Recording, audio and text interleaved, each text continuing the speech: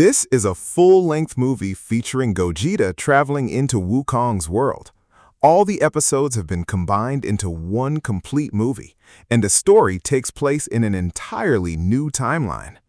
Make sure to watch the video until the very end. You're definitely going to enjoy this incredible adventure. Fusion High!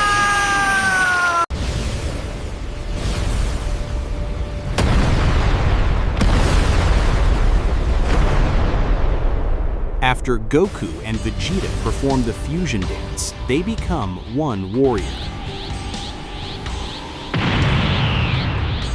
Piccolo stares in awe and asks, "So, what do we call this form?" A form this powerful needs a name worthy of it. Piccolo narrows his eyes. Wait, you're not seriously thinking about Broly right now, are you? Hold on, Piccolo.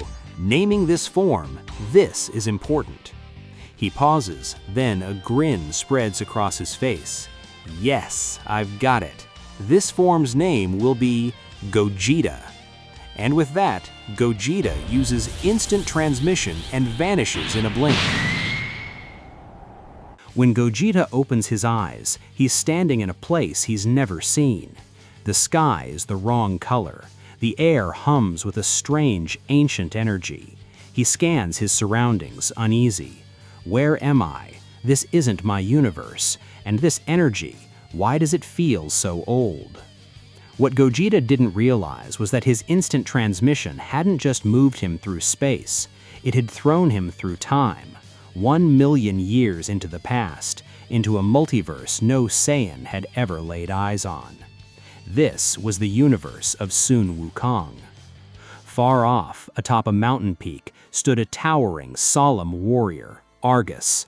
His white hair whipped in the wind, and his eyes held the wisdom of 1,000 years. Argus was no ordinary fighter. He was a disciple of the great sage himself, Sun Wukong. At that moment, Argus was training his own student, Arthas. Young, with raw energy boiling in his veins, Arthas blocked every strike his master threw. "Arthas," said Argus, "your strength is growing, but your mind is still restless. Remember this, true power isn't found in rage, it's found in stillness." Suddenly, the sky split open, a blinding light tore through the clouds, and Gogeta crashed down right between the two of them, kicking up a massive cloud of dust. Argus instantly stepped in front of his student, eyes locked on the stranger. He was stunned.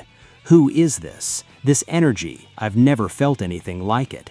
He's come from another time. Gogeta rose to his feet, hands raised in peace. "Sorry, I ended up here by accident. I'm not your enemy. I just want to find my way home." But Arthas, young and hot-blooded, stepped forward. "Master, his energy is off the charts. Let me fight him. I want to know how far I've really come." Argus considered for a moment, then smiled. "Very well. Warrior, are you willing to spar with my student? Just training, nothing more." Gogeta rolled his shoulders. "If it earns your trust, then fine, I'm ready." Arthas let out a roar, and a blue-white aura exploded around him. In an instant, he was in front of Gogeta, throwing a devastating punch. Gogeta caught it with ease, but the impact shook the entire mountain. "Good power," Gogeta said, "but you've still got a lot to learn." Arthas didn't back down. He unleashed his heavenly fist technique. 100 punches, one after another, each one tearing through the air. Gogeta dodged every strike, but Arthas was getting faster with every second. For the first time, Gogeta took it seriously. Golden light burst from his body, Super Saiyan. Now the clash turned brutal. The ground began to crack beneath them. But Arthas played his real card. He thrust his hand toward the sky and called upon the 1,000 Dragon Palm. 1,000 dragons of pure energy erupted from his palm and surged toward Gogeta. Gogeta understood. This isn't training anymore. To stop this, I'll have to show my true power.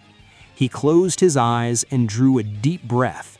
This time, the light pouring from his body wasn't golden, it was blue.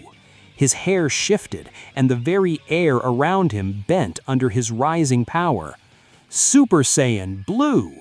When Arthas's 1,000 dragons slammed into him, Gogeta stopped them all with a single raised hand. For just a moment, Arthas's confidence cracked. But he didn't quit. He came at Gogeta with everything he had. And Gogeta actually had to work for it. Arthas's every move was ancient and unfamiliar, as if he fought with an entirely different color of power. Gogeta had never faced a warrior like this. Finally, after a long, grueling battle, Gogeta poured the full force of his blue into one punch and drove it into Arthas's gut. Arthas flew back and hit the ground, wounded but smiling. "You're the real deal," Arthas laughed. "Master, he's far beyond me." Argus stepped forward and lifted his student, then turned to Gogeta. "You showed mercy to my disciple. You didn't kill him. That tells me your heart is pure. But now I want to know, just how strong are you really?" Argus unleashed his own aura, and in that instant the entire sky trembled. His power dwarfed Arthas's many times over. The clouds tore apart, the sea itself pulled back into the distance. Gogeta smiled. Now this is getting fun. The two warriors launched at each other. Boom! The very first clash reduced the whole mountain to dust. Argus's immortal sage art collided with pure Saiyan power. Every punch carved deep craters into the earth. Every kick sent shockwaves screaming through the air. Argus invoked his 72 transformations, splitting into 2, then 4, then 8. 8 copies of Argus surrounded Gogeta and struck all at once. Gogeta let his aura erupt. Kamehameha! No, final Kamehameha! The signature attack of both fusion warriors, unleashed as one. A blast of blue-purple light tore through every fake Argus, leaving only the real one standing. But Argus wasn't done. He drew a spinning circle in the sky with his finger and unleashed the heaven-splitting strike, a colossal wave of energy that ripped across the entire sky as it rushed toward Gogeta. Gogeta brought both hands together and poured every ounce of his strength into holding it back. The pressure between them grew so immense that the earth began to split in two. The seas boiled, the sky turned blood red. The destruction was so catastrophic that the entire universe shuddered. And then, a voice echoed from the distance. Enough. One word. But the power in that voice froze both Gogeta and Argus in their tracks. Argus instantly dropped to his knees, head bowed low. "Master," he whispered, trembling. A cloud descended from the heavens, and upon it stood a small yet impossibly imposing figure. In his hand he held a golden staff, the Ruyi Jingu Bang. His eyes carried the knowledge of 1,000 ages, and a golden band gleamed upon his brow. This was the great sage Sun Wukong. He had come for one reason only, to see who dared to wreak such havoc in his universe. Gogeta's breath caught for a moment. The energy radiating from this figure was so vast that every Saiyan instinct in his body screamed at him. But Gogeta was a warrior, and when he sensed danger, he dropped into his fighting stance. "I don't know who you are, but if you're an enemy, I'll defend myself." He channeled all of his blue power into a single punch and shot toward Wukong like a bolt of lightning, the very same punch that had shattered mountains. Wukong didn't even bother to move. He simply gave his staff a light twirl. Tuck! One soft tap. Darkness swallowed Gogeta's vision. In a single instant, all of his power scattered. His blue aura flickered out, and he crashed to the ground, knocked out cold. The fusion itself came undone. The entire battlefield fell into dead silence.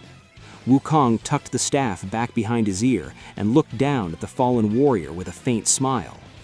Strange fighter, comes from another time, and not a bad heart on him either. Argus, patch him up. When he wakes, teach him what true power really means in this universe." Argus bowed his head. "As you command, Master." Wukong sat back on his cloud and drifted up into the sky as if nothing had happened at all. Left behind were an unconscious Gogeta, a stunned Arthas, and an Argus who now understood one thing clearly. This warrior from another time, no matter how strong, was still a child before that ancient power. He still had so much left to learn. Gogeta's eyes slowly drifted shut, and only one question echoed through his fading mind. That power, who was he? Gogeta's eyes slowly opened. His entire body ached. He was lying in what looked like an ancient temple, its walls carved with strange symbols. Argus sat beside him, and a little further off, Arthas stood glaring at him. Gogeta tried to rise, but his body wouldn't respond. That figure, who was he? One staff? One single strike? I poured every ounce of my blue power into that punch, and still... Argus spoke in a grave voice. "That was our master, the great sage, Sun Wukong. You let your strength go to your head, so he taught you a lesson in a single blow. Count yourself lucky he only wanted to make a point.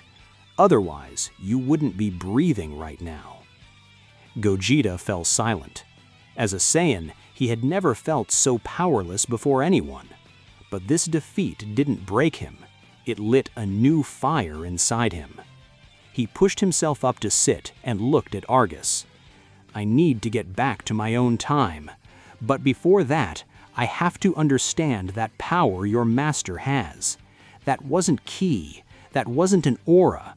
That was something else entirely." Arthas cut in. "You couldn't even touch that power.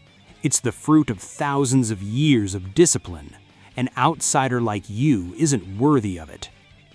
Argus raised a hand to stop him. "No, Arthas. In this one's eyes, I see the same fire that once burned in masters." Then he turned to Gogeta. "Warrior, if you truly wish to learn, I'll have to test you. Pass my 3 trials, and I will take you to master myself." First trial, the body. Argus led Gogeta beneath a massive waterfall. The water crashed down with such force that even huge boulders shattered under it. "Stand beneath this waterfall," Argus said, "without using your ki. Hold back this pressure with your body alone. Until the sun sets, you do not move." Gogeta stepped under the falls. The very first surge drove him to his knees. It felt like 1,000 hammers pounding his back. His Saiyan instincts screamed at him to go blue and blast the pressure away. But this wasn't a trial of power. It was a trial of patience. Hours passed. Gogeta's body turned red, his muscles on the verge of tearing apart, but he dug both feet into the ground and stayed standing. He remembered. Goku and Vegeta, both their souls lived within him, and neither of them ever knew how to quit. When the sun finally set, Gogeta was still standing, trembling but rooted in place. For the first time, respect flickered in Argus's eyes. "Your body kept standing even after it broke," Argus said. "Good. Now, the next trial." Second trial, the mind. Argus led Gogeta into a dark cave. Deep inside sat a strange, clouded mirror. "Look into this mirror," Argus said. "It will show you the greatest fear in your heart. If you lose to that fear, your mind will shatter." Gogeta stood before the mirror. At first, nothing. Then a smoke began to swirl within the glass, and from that smoke emerged Gogeta himself, but a twisted, evil version. His eyes glowed red, and destruction lay scattered all around him.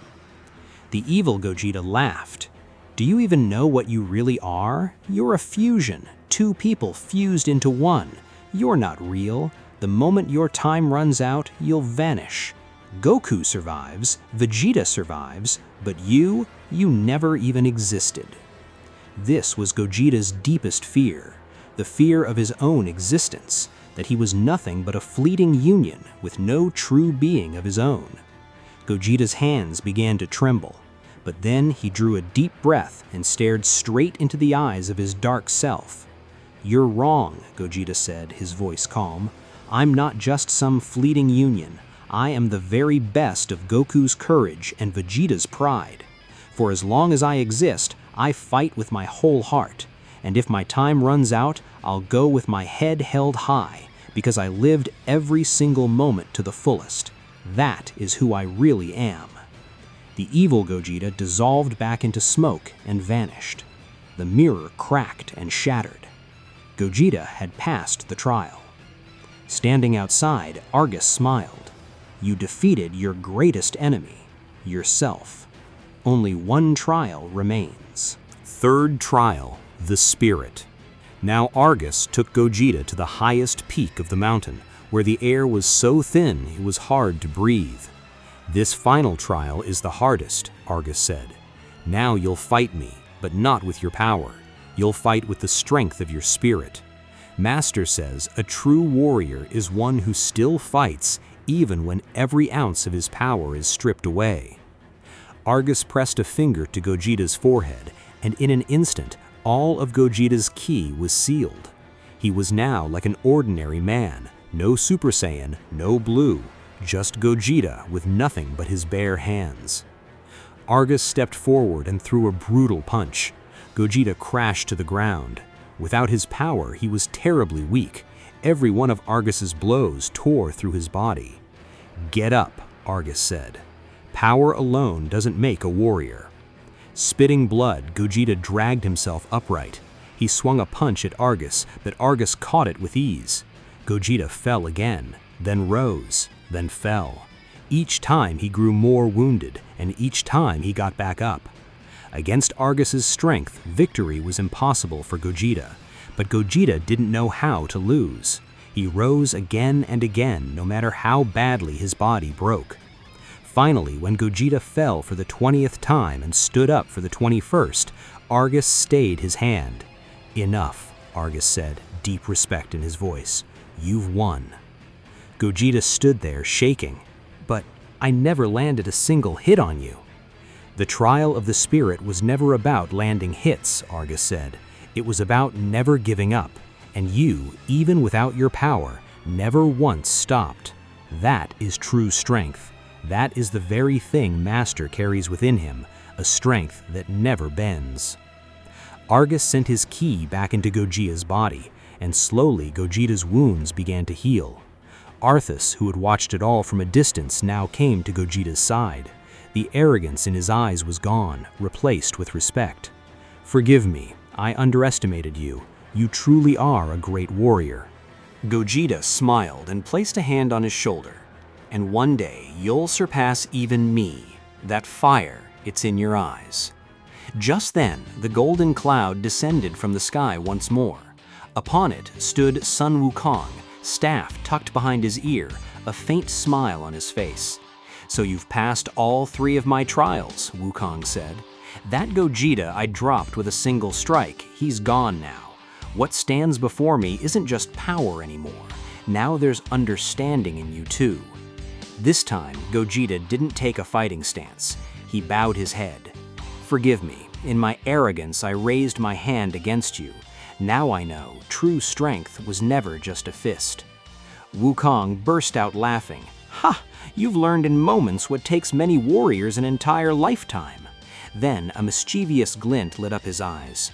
"Come then, let me send you back to your own time. But before that, are you ready for a real fight? This time, I fight for real." Gogeta's eyes lit up. For a Saiyan, there could be no greater joy, a true battle against one of the most powerful warriors in all creation. Gogeta unleashed his blue aura, and the entire mountain trembled with his power. "I'm ready," Gogeta said, "Master." Wukong took the staff in his hand, and it stretched longer and longer, splitting the sky above. The 2 warriors locked eyes, an ancient sage and a Saiyan from another time. And then, together, they lunged. Wukong's staff stretched out and split the sky, and Gogeta hurled himself at it with his blue aura blazing. Their very first clash sent the whole mountain shaking. But this time, there was no arrogance in Gogeta's heart. This wasn't a fight born of hostility. This was a duel between master and student. Gogeta threw a punch with all his strength. Wukong spun his staff and blocked it with ease, but this time Gogeta didn't fall. He held his ground. Wukong smiled. Good. Last time you fought with nothing but power. This time you're fighting with your head. You've truly learned. Gogeta struck back. He compressed his ki into a devastating Big Bang Kamehameha and unleashed it at Wukong. Blue-purple light swallowed the entire sky. Wukong didn't think it worth moving. He drove his staff into the ground and raised a barrier. When Gogeta's blast collided with it, the whole area flooded with light. But Wukong didn't budge a single inch.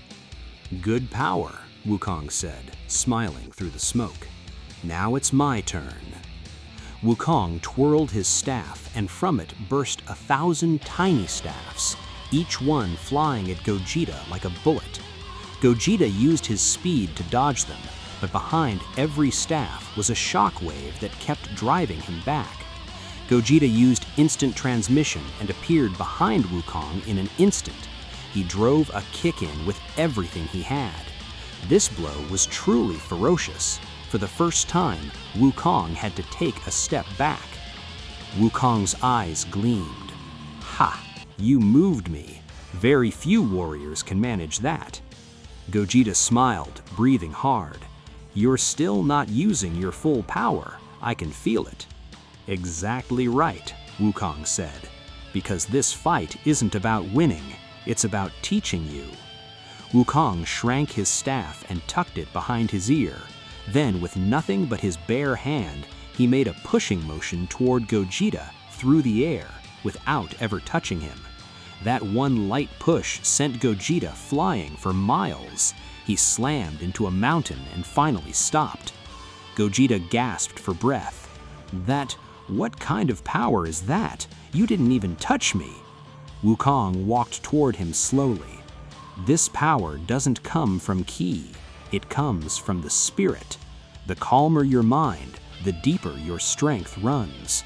You're still searching for your power on the outside. Search for it within." Gogeta pushed himself up and took his fighting stance. "Then teach me more. I'm not done yet." Wukong burst out laughing. "That's the spirit I like. But..." Suddenly, Wukong froze. His smile vanished. He looked up at the sky and his eyes narrowed.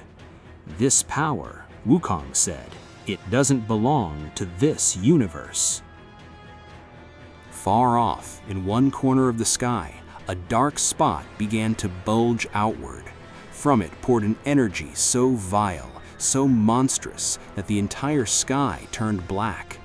This energy felt alive, hungry, seething with rage. Wukong stopped the fight at once. "Gogeta, hold. Our duel is over." Just then, Argus came flying in through the air, panic written across his face.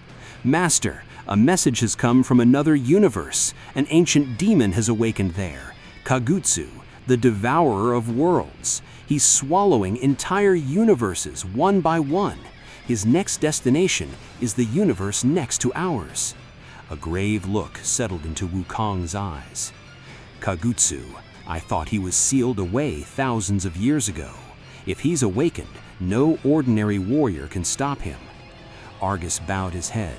"Master, you are needed here to protect this universe. I can send my student Arthas to that universe, but alone he won't be enough." Every eye turned to Gogeta. Gogeta understood. He blasted his blue aura back to life. "Send me. If that demon is devouring entire universes, I can't just sit still. That's not who I am." Wukong looked at Gogeta, and for a moment pride flickered in his eyes. "You truly have changed. At first, all you wanted was to go home. Now you're ready to fight for a universe you've never even known.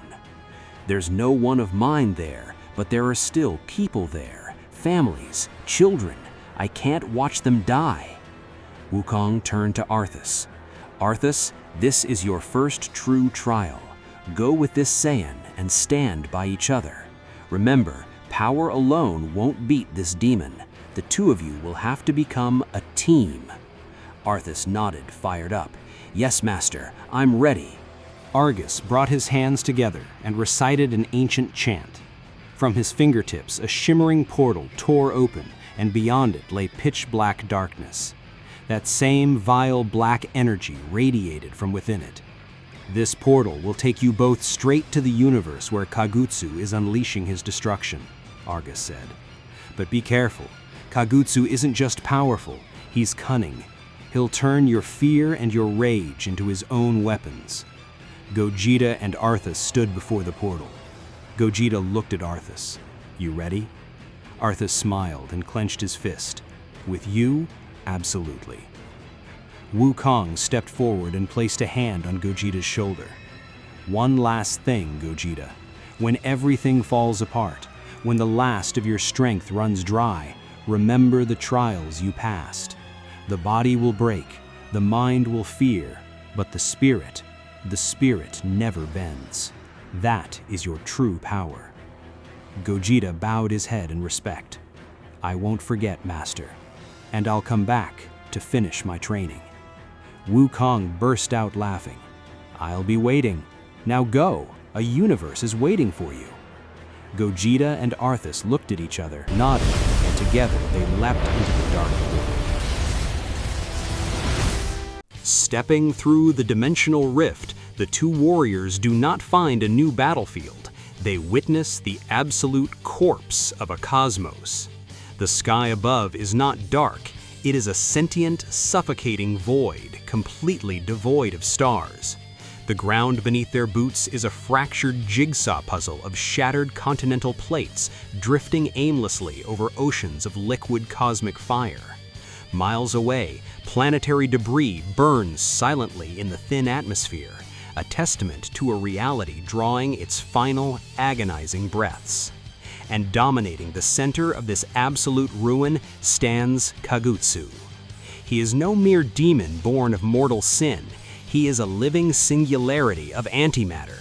His colossal looming silhouette is forged from pure, writhing darkness, every inch of his massive obsidian limbs embedded with thousands of twitching, weeping celestial eyes. From his jagged jaws leaks an invasive, consuming pressure that warps light itself. In his left gauntlet, he holds the burning core of a dying moon, casually crushing it between his fingers and absorbing its essence as if it were nothing more than a plucked fruit. As the portal snaps shut behind them, every single one of Kagutsu's thousands of eyes violently swivels, locking their predatory gaze directly onto the newcomers. When he speaks, the sound does not travel through the air. It shatters the telepathic fabric of the universe, a booming reverberation that triggers violent earthquakes across the remaining fragments of the world. "New toys," Kagutsu bellows, his voice carrying the echo of 1,000,000 dying stars. "Drifting from the currents of an alternate time, refugees from an alternate reality. The flavor of your souls promises an exotic nourishment. Come forward, travelers. Offer your lifeblood to my infinite hunger, and let your cosmic weight expand my dominion over the grand design." In immediate defiance, Gogeta ignites his spiritual engines. With a thunderous burst, his Super Saiyan blue aura erupts, casting a brilliant sapphire radiance that pushes back the encroaching shadows for miles. Right beside him, Arthas unleashes his heavenly aura, a pristine, unblemished white light that flows around him like armor woven from stardust. Two apex warriors from two completely different universes, standing shoulder to shoulder against the literal end of existence. Gogeta narrows his eyes, his voice laced with absolute focus as the blue flames of his ki dance around his face. "Arthas, listen to me carefully. The laws of reality don't apply here. No matter how fractured this ground gets, we do not split up. We strike as one weapon, or we don't strike at all. Arthas tightens his grip on his inner energy, a fearless smile cutting through the tension. That aligns perfectly with the foundational doctrines of Master Wukong. Let us demonstrate to this abomination what happens when the absolute peaks of two distinct cosmos weave their fates together on the battlefield. With a synchronized, deafening war cry that splits the absolute silence of the void, the two icons launch themselves forward, cutting through the spatial vacuum like twin comets. Act 2. The illusion of damage. The coordination is flawless, a masterclass in cross-universal combat. Utilizing the instantaneous acceleration of his divine blue form, Gogeta teleports directly into Kagutsu's immediate blind spot, delivering a catastrophic, ki-infused hook directly across the demon's central jawline. Simultaneously, Arthas materializes below, channeling his entire spiritual heritage into the Thousand Dragon Palm.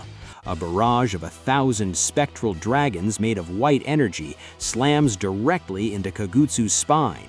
The combined kinetic and spiritual force detonates in a localized shockwave so immense that the surrounding debris is reduced to subatomic dust.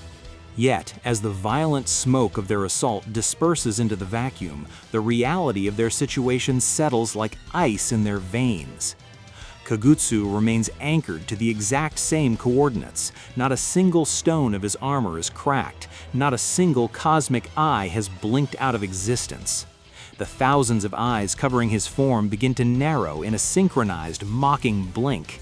Is this the absolute summit of your dimensional crossover? I expected a feast, yet you bring me nothing but a minor prelude. With a casual, sweeping motion of his arm, Kagutsu strikes back. He does not throw a punch, he unleashes a horizontal crescent wave of absolute nothingness that tears the sky apart. Gogeta and Arthas react on pure instinct, throwing themselves upward to dodge the trajectory. The black wave misses them, but it collides with a massive mountain range behind them. There is no explosion, no debris. The moment the wave touches the stone, the mountains simply cease to exist, erased completely from the past, present, and future of the timeline. Gogeta's jaw tightens, his analytical mind recognizing the terrifying physics at play. This isn't physical destruction, Arthas. He isn't breaking matter. He is actively deleting it from the cosmic ledger. If that wave catches us, there won't even be a soul left to reincarnate. Arthas lands heavily on a drifting rock, a cold sweat breaking across his brow for the first time. The Grand Master's archives did not exaggerate. This entity does not belong to the cycle of life and death. It is an eraser. Realizing the stakes, both warriors push past their safe limits. Gogeta draws his hands back, forcibly compressing the vast ocean-like reserves of his divine blue ki into a dense, volatile sphere of purple and azure energy, the Big Bang Kamehameha. Beside him, Arthas draws from the deep wellspring of his heavenly reserves, spinning his energy into a massive, pristine sphere that glows with the light of 1,000 suns. With a mutual nod, they release their ultimate techniques, simultaneously. The twin pillars of sapphire and crystalline white light merge into a singular torrent of unstoppable power, slamming dead center into Kagutsu. For a fleeting second, the demon lets out a guttural scream of discomfort as the raw energy burns against his dark flesh. But the victory is a cruel illusion. Kagutsu unhinges his massive jaw to an impossible degree. Instead of resisting the blast, he begins to actively inhale it. The massive torrents of divine ki and heavenly energy are drawn into his maw like water down a drain. As the energy settles in his core, Kagutsu's physical frame rapidly expands, growing twice its original size as the stolen power manifests as a terrifying new layer of muscle and pulsing crimson veins. "My deepest gratitude," Kagutsu rumbles, his amplified voice crushing the gravity wells around them. "Your refined, divine energies have accelerated my evolution. This is the exact catalyst I required to transcend my limitations. Gogeta falls back, his chest heaving as the sapphire aura flickers dangerously. Standard energy dispersion is completely useless against him. The more complex the technique we throw at him, the more fuel we hand over to his system.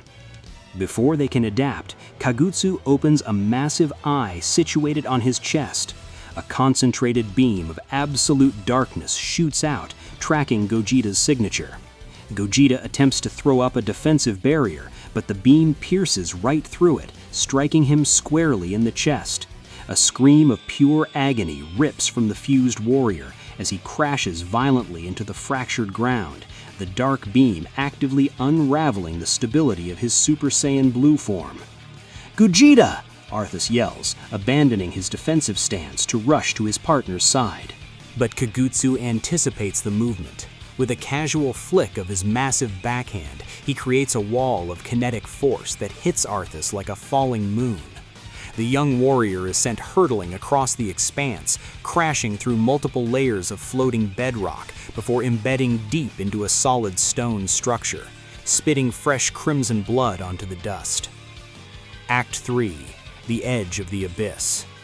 Gogeta forces himself onto one knee, the brilliant blue of his aura now faint and unstable, glittering like a dying candle in a windstorm. He can feel the internal timer of the Metamoran fusion ticking down rapidly. The sheer strain of Kagutsu's siphon is tearing Goku and Vegeta's consciousness apart. He looks up, his vision blurred, but his spirit unyielding. "Arthas!" Gogeta commands, his voice carrying the final, desperate resolve of a warrior king. "We have one play left. We cannot let him consume our energy from the outside. We need to penetrate his core, release our power inside his system, and shatter his internal matrix before he can digest it." Wiping the blood from his lip, Arthas forces his fractured body out of the stone crater, his eyes burning with renewed conviction. "Understood. If we are to fall, we will ensure we are a poison he cannot swallow. One final charge." Mustering every remaining spark of their life forces, the two heroes launch into a high-speed orbital trajectory around Kagutsu's towering form. They move like a cyclone of blue and white fire, seeking an entry point into his shifting armor. But the demon's evolution is already complete. He is too vast, his spatial control too absolute. Kagutsu doesn't even bother to strike with his hands. He simply unleashes a singular, concentrated roar from his core. The resulting shockwave is a physical wall of antimatter that hits both warriors simultaneously, overriding their momentum and slamming them brutally into the cracked earth below. The impact extinguishes Gogeta's Super Saiyan Blue form entirely, reverting him to his base state as the final seconds of his fusion timer begin to bleed away. Kagutsu slowly closes the distance, his massive shadow completely engulfing their fallen forms. The thousands of eyes on his skin stare down at them with a cold, absolute certainty of victory. This is the definitive conclusion of your journey. Two grand champions of the multiverse, destined to be forgotten entirely within the eternal darkness of my stomach. The demon opens his massive maw once more, but this time he initiates a catastrophic gravitational pull. A massive black vortex forms within his throat, generating a vacuum that lifts Gogeta and Arthas off the ground, dragging them slowly but inevitably toward the abyss of his jaws. Their fingers claw desperately at the crumbling bedrock, but their muscles are unresponsive, their energy reserves completely spent. In the encroaching darkness, as his boots leave the ground, Gogeta closes his eyes. In the quiet sanctum of his mind, the final echo of Master Wukong's ancient wisdom rings with absolute clarity.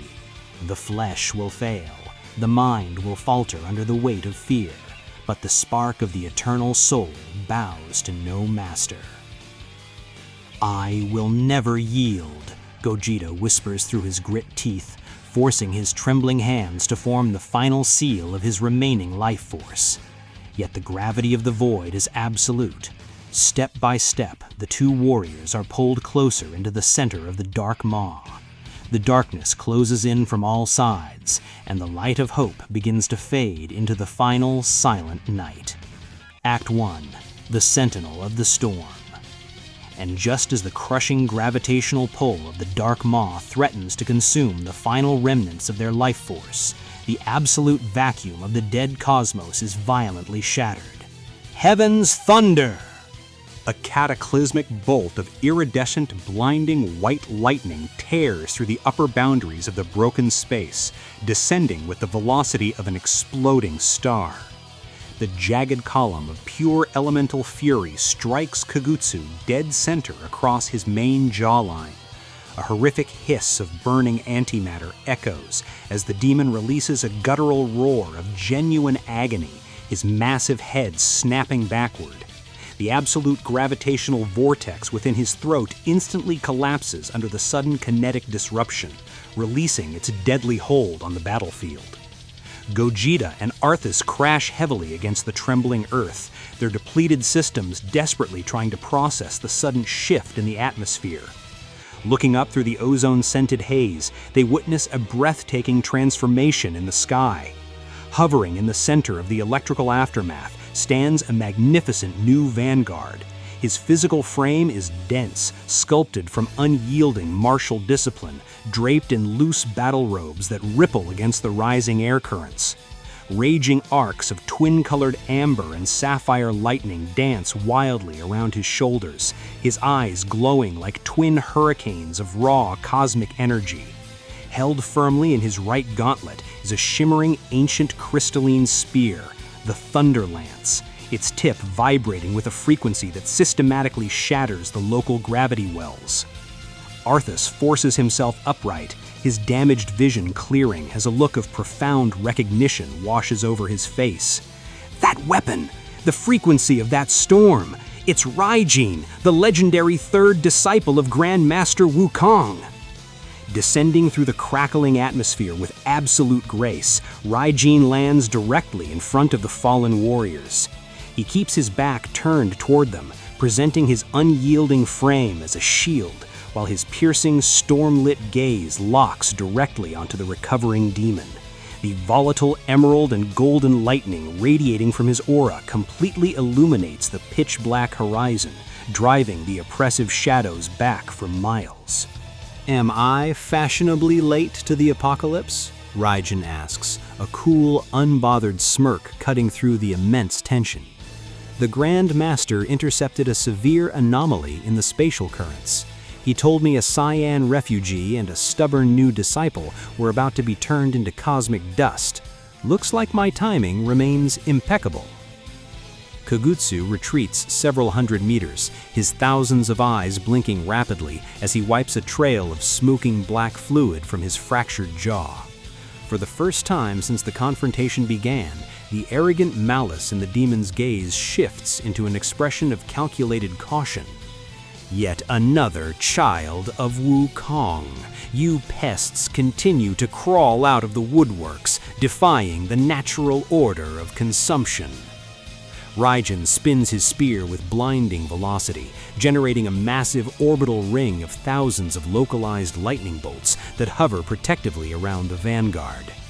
We keep coming because the foundation of our sect is absolute. We do not abandon our brothers to the dark. That is the first lesson our master carves into our souls. Act 2. The Anatomy of Pure Elemental Fury.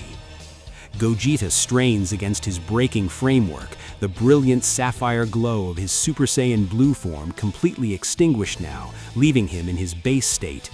He glares at the newcomer, his analytical Cyan heritage making him inherently wary of unknown variables. Who exactly are you? Gogeta pants, his hands pressed against the fractured bedrock. Wukong detailed the lineage of his disciples to us. He never mentioned the existence of a third. Raijin glances over his shoulder, a serene, deeply grounded expression resting on his face, despite the proximity of the world devourer. I am Raijin, he states, his voice carrying the deep resonance of rolling thunder, the third and final shadow of Master Wukong. Argus represents the unyielding summit of physical power, and Arthas is the vessel currently learning to channel the heavens. But to me, the Master gifted the volatile dominion of the primal storm. I am the weapon deployed only when a dimensional threshold faces complete systemic erasure.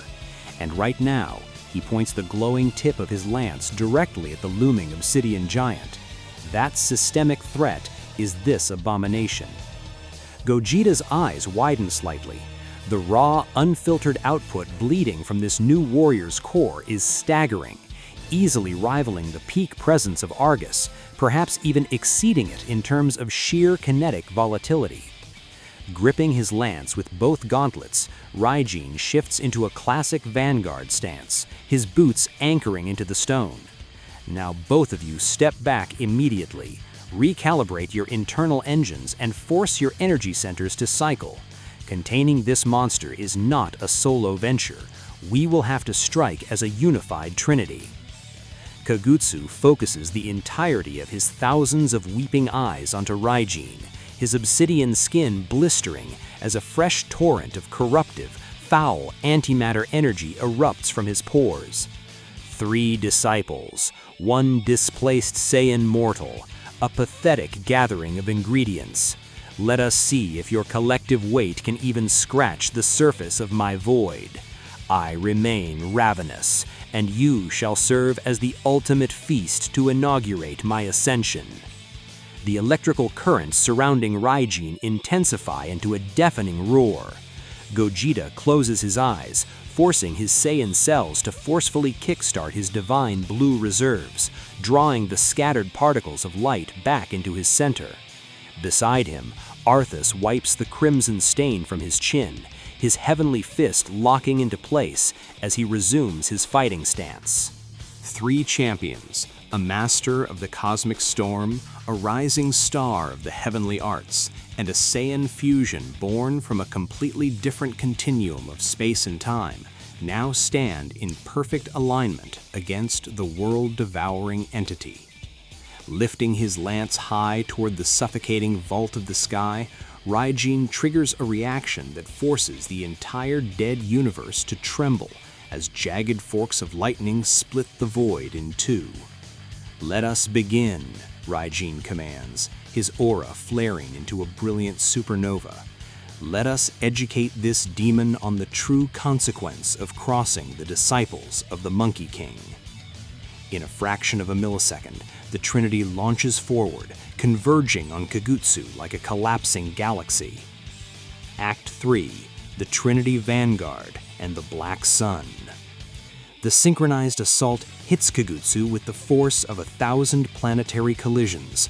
Raijin leads the charge, his lance thrusting forward as he unleashes his signature technique, Thunder Lance. The crystalline tip drives straight through the dense outer layer of Kagutsu's obsidian chest armor. Unlike standard ki or spiritual energy, this strike does not utilize ambient cosmic power. It is an isolated manifestation of the primal storm. Because it is pure kinetic friction and elemental nature, Kagutsu's antimatter physiology cannot process or absorb it.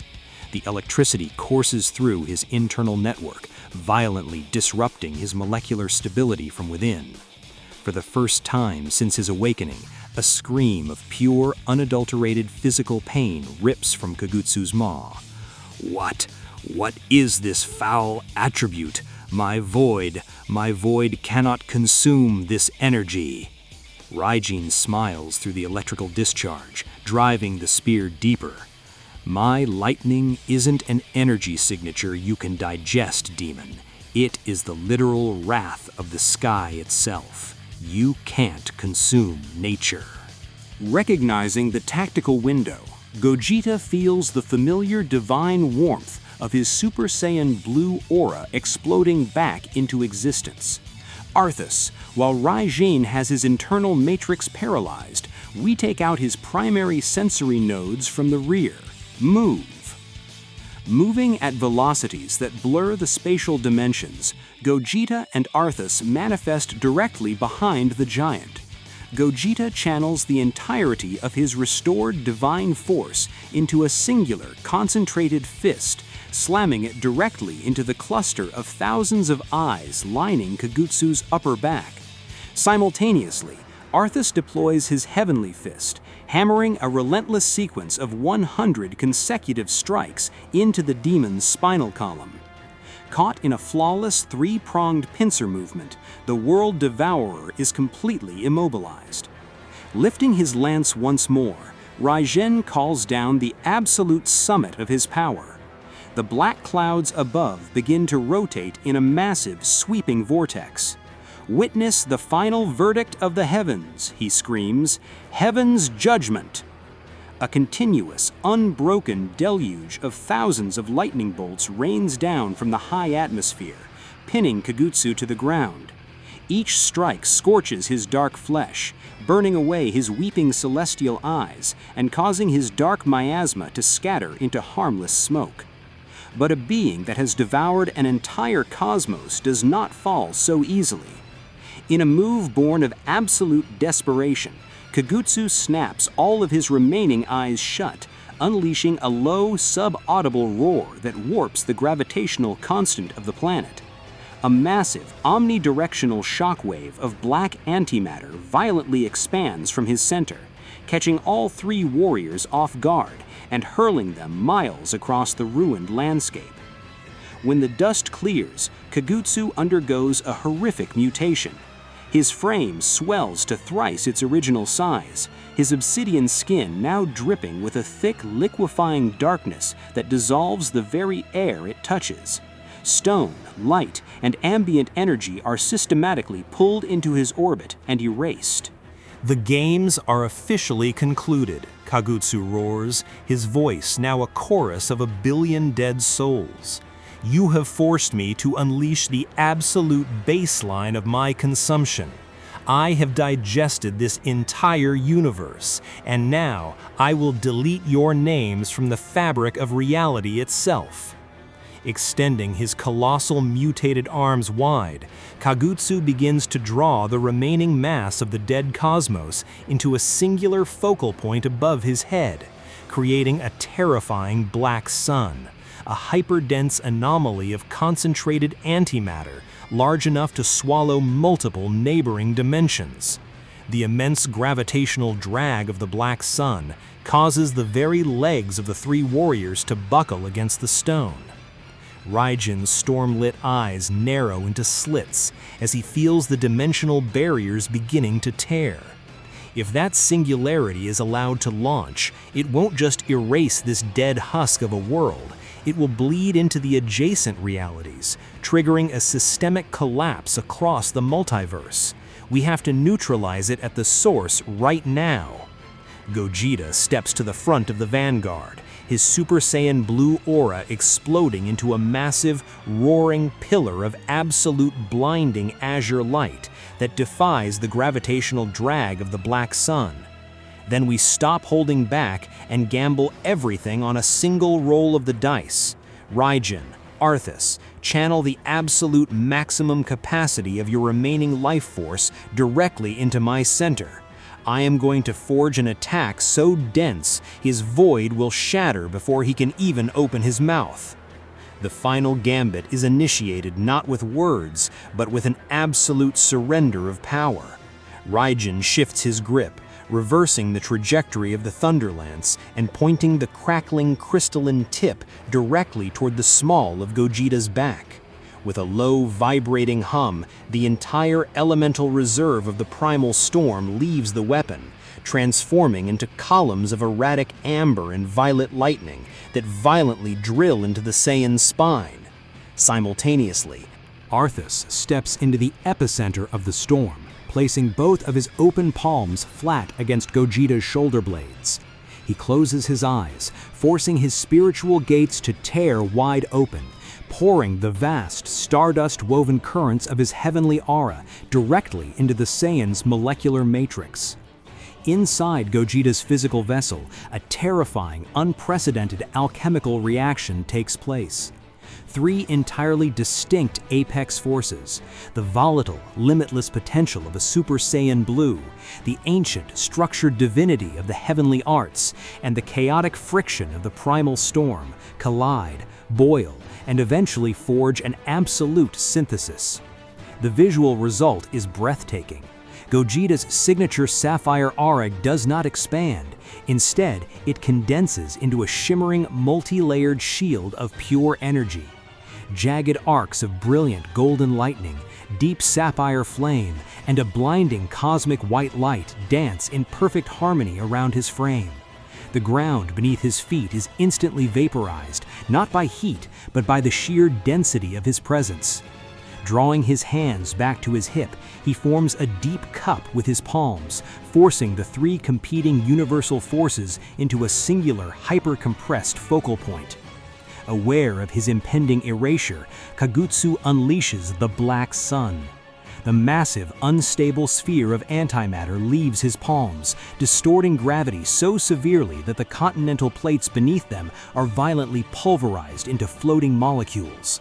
The singularity surges forward, an absolute abyss of nothingness, threatening to swallow the remaining fragments of reality. Gogeta thrusts his palms forward with an earth-shattering war cry that rips through the temporal dimensions. Storm! Big Bang! Kamehameha! An absolute torrent of blinding, tri-colored fire erupts from his palms. The beam is a raging tempest of sapphire, gold, and crystalline stardust, so massive that it completely eclipses the horizon. The two titanic forces collide in the dead center of the ruined continuum, generating a localized horizon event. For several excruciating seconds, a brutal war of absolute dominance ensues. The Black Sun attempts to hollow out the beam, consuming its outer edges, while Gogeta's Trinity-infused blast drives forward like a diamond drill, actively piercing the core of the antimatter singularity. The vibrations from the clash tear visible rifts in the surrounding space. Raijin, Arthas, and Gogeta pour the absolute remainder of their life force into the output, their voices merging into a singular roar of unyielding defiance. "Push past the threshold!" Raijin screams, the veins on his forehead bulging against the pressure. "Do not let the line break! Hold the storm!" In that microsecond of absolute physical collapse, Wukong's final doctrine flashes through Gogeta's mind. The spark of the eternal soul bows to no master. With a final, agonizing surge, he forces the absolute last drop of his Saiyan pride into the forge. The entire universe flashes into a featureless, pristine white. And then, boom! The resonant Kamehameha rips completely through the center of the Black Sun, shattering its gravitational pull before slamming dead center into Kagutsu's massive obsidian chest. A blood-curdling scream of pure existential terror rips from the demon's throat, echoing across the void. His colossal, star-devouring frame begins to fracture, golden and blue lightning leaking violently from the cracks as his antimatter matrix unravels entirely. "Impossible!" Kagutsu chokes out, his thousands of eyes blinking out of existence one by one as he dissolves into the light. "I am the abyss. I am eternal. I cannot be undone." With a final, silent shockwave of pure energy, Kagutsu, the devourer of worlds, is completely erased from the cosmic ledger, leaving behind nothing but empty space. And absolute heavy silence descends upon the dead world. The three warriors collapse onto the scorched earth, their muscles twitching with exhaustion, their energy reserves completely bottomed out. Yet, through the physical torment, a collective sense of relief settles over them. They had looked into the maw of absolute annihilation and forced it to blink. Gogeta lies flat on his back, staring up at the empty sky, his chest heaving violently. It's over. The anomaly has been neutralized, the anchor held. Arthas lets out a weak, breathy laugh, his knuckles bleeding against the stone. We actually survived. Master Wukong's wisdom was absolute. A solitary strength will always shatter against the weight of a true crisis. We needed the Trinity. Raijin forces himself to stand, using the shaft of his depleted spear to balance his weight, offering a hand to his fallen companions. You both performed above and beyond your limitations. The heavens will remember this stand. Gripping Raijin's hand, Gogeta pulls himself up. As the lingering ash of Kagutsu's essence disperses, an incredible phenomenon occurs. The realities the demon had devoured begin to materialize back into existence. Shattered stars realigning, ambient light returning to the vacuum, and the baseline of time attempting to repair its broken rhythm. But the restoration is brutally arrested. Raijin freezes mid-step, his hurricane-lit eyes instantly narrowing into microscopic slits. Without a word of warning, he raises his spear, his entire frame locking into a rigid defensive posture.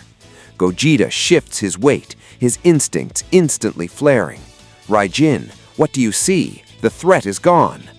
Raijin's voice drops into a gravelly whisper, laced with a rare, chilling dread. Kagutsu was an ancient force. An entity of that scale does not simply manifest in a localized vacuum. He was placed here deliberately. Someone cultivated that malice. Someone built the cage he just broke out of. Suddenly, the universe undergoes a terrifying transformation. The rising winds instantly stop. The drifting continental dust freezes mid-air. The returning light of the distant stars hardens into static, glassy streaks across the sky. Time itself completely ceases to flow. Gogeta and Arthas look around in absolute horror. They retain their internal consciousness and the ability to move, but everything else within their peripheral vision has been locked into an unbreakable, stone-like stasis. And from the center of this frozen reality, a voice manifests, cool, resonant, and possessing an ancient weight that makes the voice of Kagutsu sound like a mere whisper. A truly magnificent demonstration of mortal choreography. The Trinity spins around in unison. The space before them remains completely empty for a fraction of a second before the frozen air begins to warp and ripple like oil on water.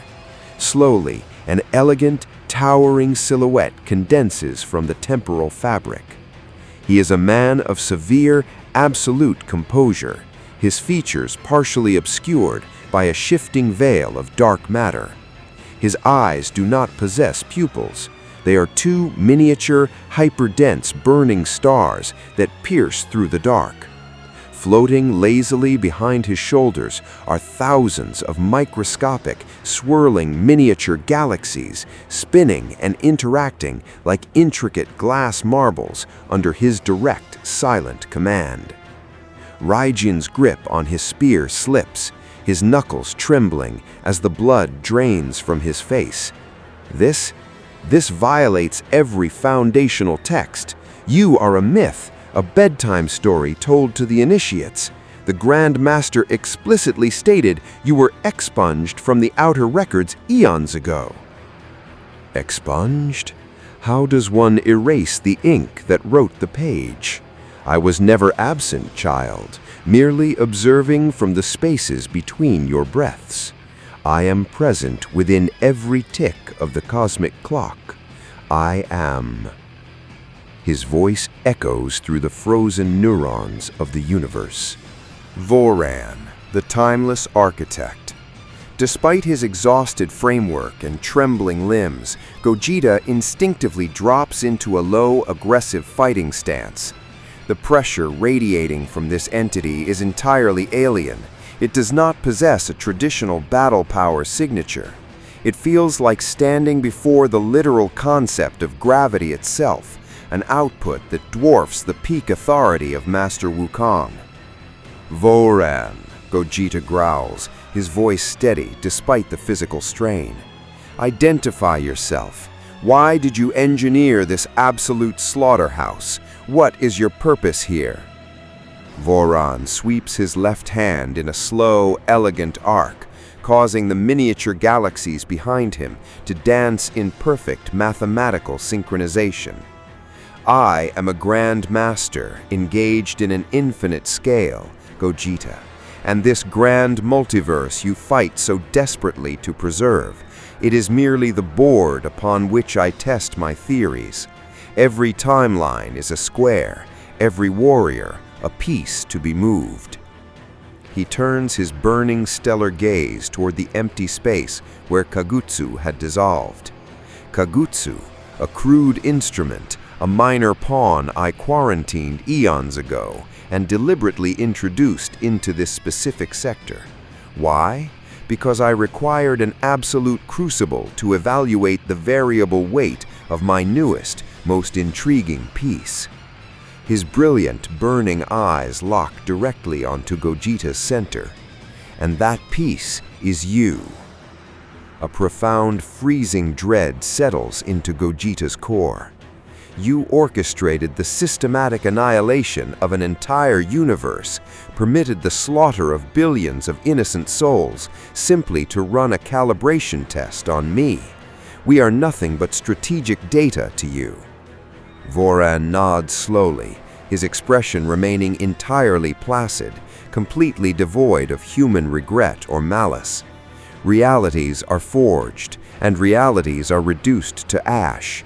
They are standard resources spent to advance the grand design.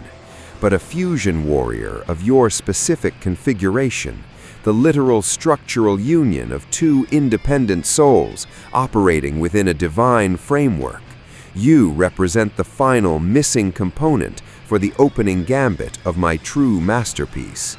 And now, the game can finally begin. Act 1. The deconstruction of electricity. Standing firmly at the vanguard, Raijin grips the shaft of his thunderlance with white-knuckled intensity. The raw, primal current of the storm erupts once more from his center, turning the absolute stasis of the frozen continuum into a violent cage of crackling sapphire lightning. I don't care how deep your roots run in the cosmic void, Voron. You will not lay a single finger on Gogeta while the storm still breathes. I defy your timeline. Voron turns his burning stellar gaze away from the drifting galaxies, looking upon the master of the storm for the very first time. A thin, chillingly patronizing smile cuts through the dark matter obscuring his face. Raijin, the third shadow of Wukong's legacy, the kinetic velocity of your elemental lightning, it truly is an exquisite variation of energy configuration within this sector. However, Voron lifts a solitary, elegant finger. He does not channel ki, nor does he generate a counterforce. He simply snaps his fingernail forward. In a single millisecond, the roaring, blinding sapphire cage surrounding Raijin vanishes instantly, leaving nothing but absolute darkness. The lightning didn't dissipate, it didn't strike the ground, it was simply gone, as if an invisible hand had blown out a solitary candle in a massive vault. Raijin freezes, the sudden unnatural vacuum leaving his lungs empty as he realizes the primal energy within his cells has been rendered completely inert. I am the sovereign architect of the sequence, Voron continues, his voice carrying the calm weight of an inevitable truth. I do not fight your storm, boy. I merely travel back to the exact chronological coordinate where you first unlocked this elemental frequency, and I rewrite the event. I decide whether your lightning ever existed in the first place. Before my architecture, your wrath is a non-event. Raijin looks down at his empty, trembling gauntlets, a hollow sensation settling deep into his chest. For the first time in his existence, the grand champion of the storm feels the absolute, paralyzing weight of utter helplessness. Gogeta's jaw locks, his dual Saiyan instincts registering the horrific implications of Varan's framework. This wasn't a monster you could overpower with a standard power multiplier. He didn't possess a power level. He possessed the rules of the stadium. You couldn't defeat him with a punch, because the punch could be removed from history. Arthas steps back, his boots slipping against the fractured stone, his voice trembling under the sheer pressure of the anomaly. Gogeta, how do we establish a tactical vanguard against an entity that changes the mathematical laws of engagement? Every strategy we formulate is obsolete before we even execute it. Even as the structural limits of the Metamoran fusion strain against his bones, Gogeta forces his Super Saiyan Blue aura to detonate outward in a magnificent, roaring pillar of azure fire. Every mechanism has a flaw, Arthas. No architect builds a fortress without a seam. We will force him to show his hand. I will not allow this sovereign to treat the lives of billions as pieces on a chessboard, even if it costs me the final second of my existence. Varan witnesses the unyielding defiance radiating from the Saiyan, his stellar eyes flashing with genuine, psychopathic amusement. Ah, yehi wo aghe, that magnificent, irrational, mortal spark. It is the exact catalyst that makes the grand design so thoroughly entertaining. Show me, Gogeta. Demonstrate to the architect how long a transient fusion can stand against the literal definition of forever. Varan snaps his fingers. The instant continuum snaps back into motion, but it is no longer the natural universe. The continental drift, the ambient air, the liquid fire below, everything now operates under his direct conceptual choreography. The landscape twists to match his thoughts. 3 champions, a divine Saiyan fusion, a broken master of the storm, and a rising disciple stand locked in the center of a chronological nightmare. The war for physical dominance is over. The war for existence itself has begun. Act 2. The reversal of trajectories. With a synchronized burst of kinetic velocity, the Trinity launches their final offensive, attempting to overwhelm the architect's processing speed. Gogeta leads the vanguard, utilizing the instantaneous acceleration of his divine blue form to cross the spatial distance in a microsecond. He materializes directly inside Voron's immediate space, channeling the entirety of his compressed, Trinity-infused life force into a singular, devastating punch, the exact same mechanical output that had shattered Kagutsu's antimatter sun.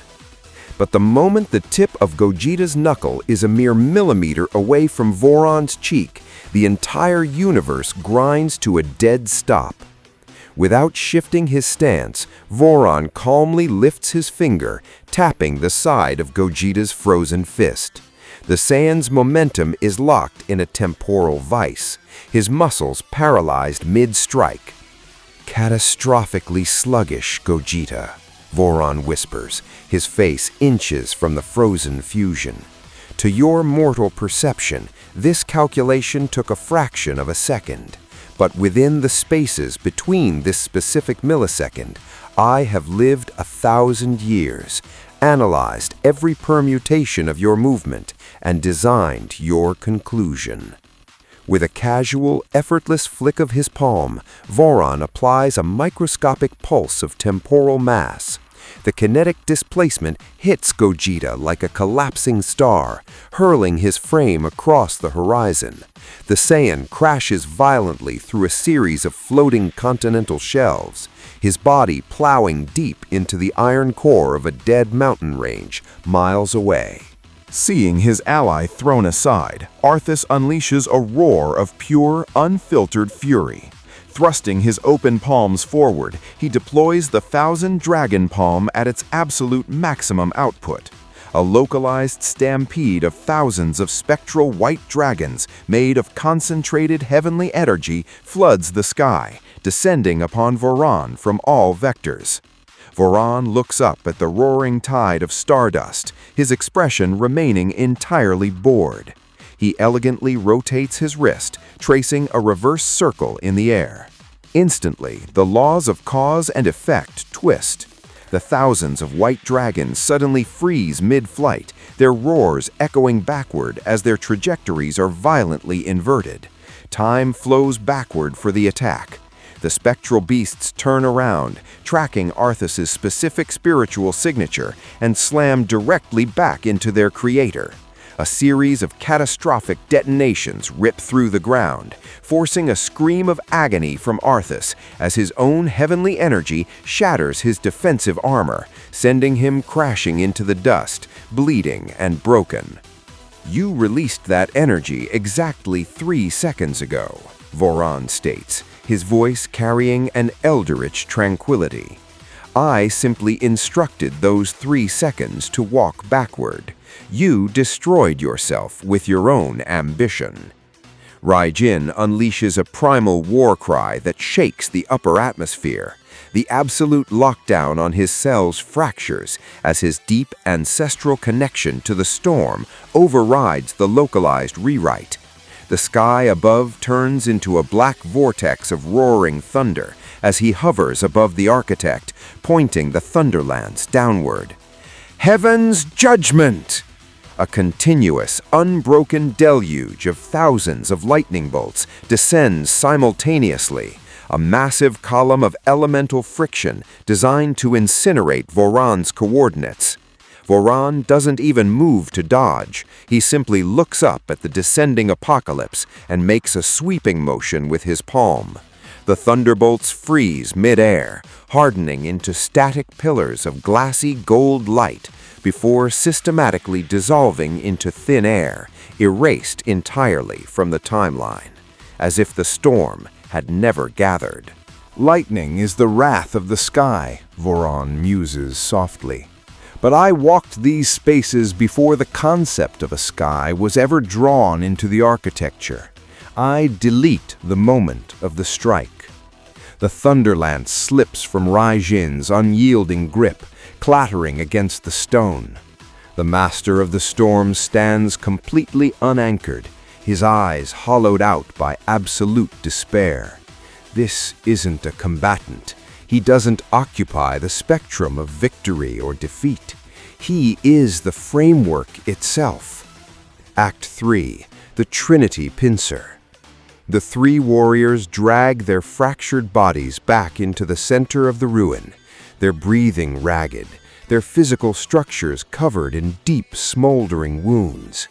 They had deployed the absolute summit of their universal arsenals, yet the architect hadn't even sustained a single scratch on his dark matter veil. He stood there, smiling like a player amused by the predictable movements of lesser pieces. Gogeta forces his knees to lock, his Super Saiyan blue aura flickering like a dying star against the dark horizon, the internal fusion timer reaching its absolute critical limit. "Arthas, Raijin, listen to me. We do not stop. We force a multi-vector strain on his processing system. The moment he focuses his architecture to delete one attack, the other 2 vectors strike simultaneously. He cannot rewrite 3 independent timelines at the exact microsecond. Spurring their remaining life force into a final desperate cycle, the Trinity splits into 3 distinct dimensional vectors. Gogeta rockets into the high atmosphere, descending from the absolute apex like a falling meteor of blue fire. Arthas channels the absolute remaining drop of his heavenly stardust, driving forward from the front vanguard with a concentrated pierce. Raijin, drawing upon the absolute raw friction of his mortal soul, materializing from the absolute rear, thrusting his bare hands forward to anchor the architect's shadow. 3 absolute peaks of power, striking from 3 completely opposing directions, closing the distance at light speed. Voran stands in the center of the incoming triangle. He watches the blue, white, and golden fires closing in on his coordinates. His twin stellar eyes widen, the profound, dark amusement within his soul reaching its absolute zenith as his smile deepens into the darkness. Act 1. The absolute stasis. The pincer movement closing in from 3 distinct spatial vectors is executed with near-flawless operational synchrony. Gogeta descending from the high heavens like a falling star of azure fire. Arthas driving forward with the pure kinetic pierce of his heavenly stardust, and Raijin anchoring the absolute blind spot from the rear. It was a strategy designed to collapse a lesser deity's processing capacity within a single microsecond. Yet Voran remains perfectly anchored at the center of the converging trinity. The brilliant, burning stellar eyes behind his dark matter veil do not blink. As the 3 attacks arrive within a mere millimeter of his coordinates, his pathetically mocking smile deepens. Simultaneously from 3 independent vectors? Quite resourceful for transient mortals, Moran muses, his voice echoing through the spatial vacuum. But your logic is fundamentally flawed. You operate under the assumption that I must divide my focus to intercept 3 distinct timelines. You still do not grasp the baseline of my architecture. I do not waste my calculations deleting individual movements. I simply halt the canvas upon which your existence is drawn. He snaps his fingers with a sharp, resonant click. Instantly, the entire continuum undergoes absolute conceptual death. The roaring sapphire pillar of Gogeta's aura freezes into static glass shards. The roaring stampede of Arthas's heavenly dragons hardens into immovable marble statues. The crackling currents of Raijin's storm lock mid-discharge. Ambient light, displaced air, drifting continental dust, and the passage of nanoseconds, everything grinds to an absolute, unyielding dead stop. Within this suffocating stasis, only Voran remains active. He moves with a leisurely, terrifying grace, stepping over the frozen tectonic fractures. He walks past the immobilized form of Gogeta, then shifts his trajectory to pass Arthas, before finally standing before the frozen frame of Raijin. With an effortless, Pashchi-bored expression, he applies a microscopic tap of his finger to the center of each warrior's chest. The moment he withdraws his hand, he permits the localized flow of time to resume. The accumulated kinetic displacement detonates all at once. The Trinity is violently hurled across the broken horizon, their frames plowing miles through the shattered earth before crashing heavily into the debris. Gogeta lies cratered within the bedrock, the brilliant blue of his Super Saiyan blue form violently flickering before extinguishing completely, leaving him in his base state. The internal Metamoran fusion framework groans, the timer reaching its absolute critical threshold as he strains just to keep his eyes open. We can't even establish physical friction against his displacement, Gogeta whispers, his teeth gritted against the absolute exhaustion. Every offensive matrix we build is completely neutralized before it registers. Hovering seamlessly above the ruined landscape, Voran approaches them, the thousands of microscopic swirling miniature galaxies behind his shoulders glowing with a cold, absolute authority. Do you comprehend the reality of the stadium now, Gogeta? Physical output, absolute speed, emotional fury, these are entirely meaningless attributes before my architecture. You fight like pieces convinced they are the hand moving them, but I am the player sitting above the chessboard. You are merely assets to be positioned. Voron extends his open palm toward Gogeta's prone form, the dark matter veil parting to reveal a cold, consuming vacuum. Now, vacate your pride and join the design. The structural union of your dual Saiyan souls is the final component required to inaugurate my masterwork. Gogeta shuts his eyes, his physical vessel completely drained of ki. Right beside him, Arthas's consciousness begins to slip into darkness, his spiritual gates collapsing under the strain. Raijin's primal storm is completely dark, his lance cold against the ash. The calculation had reached its definitive zero. It was the definitive end of their continuum. Act 2. The Ancient Anomaly. But then, out of the absolute silence of the dead world, a sound manifests. It is not a roar of power, nor is it a complex spell. It is a calm, deeply grounded, resonant voice that carries an impossible weight, a sound that causes Voron's extended hand to freeze instantly mid-motion. Withdraw your hand from the pieces, Voron.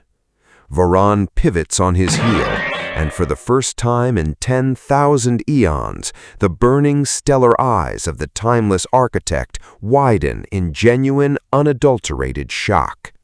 Standing directly within the epicenter of the frozen continuum are two legendary figures, completely unfettered by the absolute time stasis, walking through the locked timeline as if it were nothing more than an autumn garden. To the left stands Argus, clad in his pristine, unblemished robes. His long silver hair flows elegantly against a wind that shouldn't be moving, his entire presence vibrating with the absolute, unyielding density of the immortal sage aura. And standing right beside him, casually balancing a heavy gold-banded staff behind his ear, while lazily adjusting a glowing golden circlet upon his brow, is the great sage himself, Sun Wukong. Gogeta's eyes snap open, his dual Saiyan consciousness roaring with absolute disbelief through the exhaustion. Master, Wukong, and the first disciple, Argus, they breached the dimensional lock. Here? Argus slowly stepped forward. The shattered ground beneath his feet trembled with every measured stride. His eyes first settled upon his master, Wukong.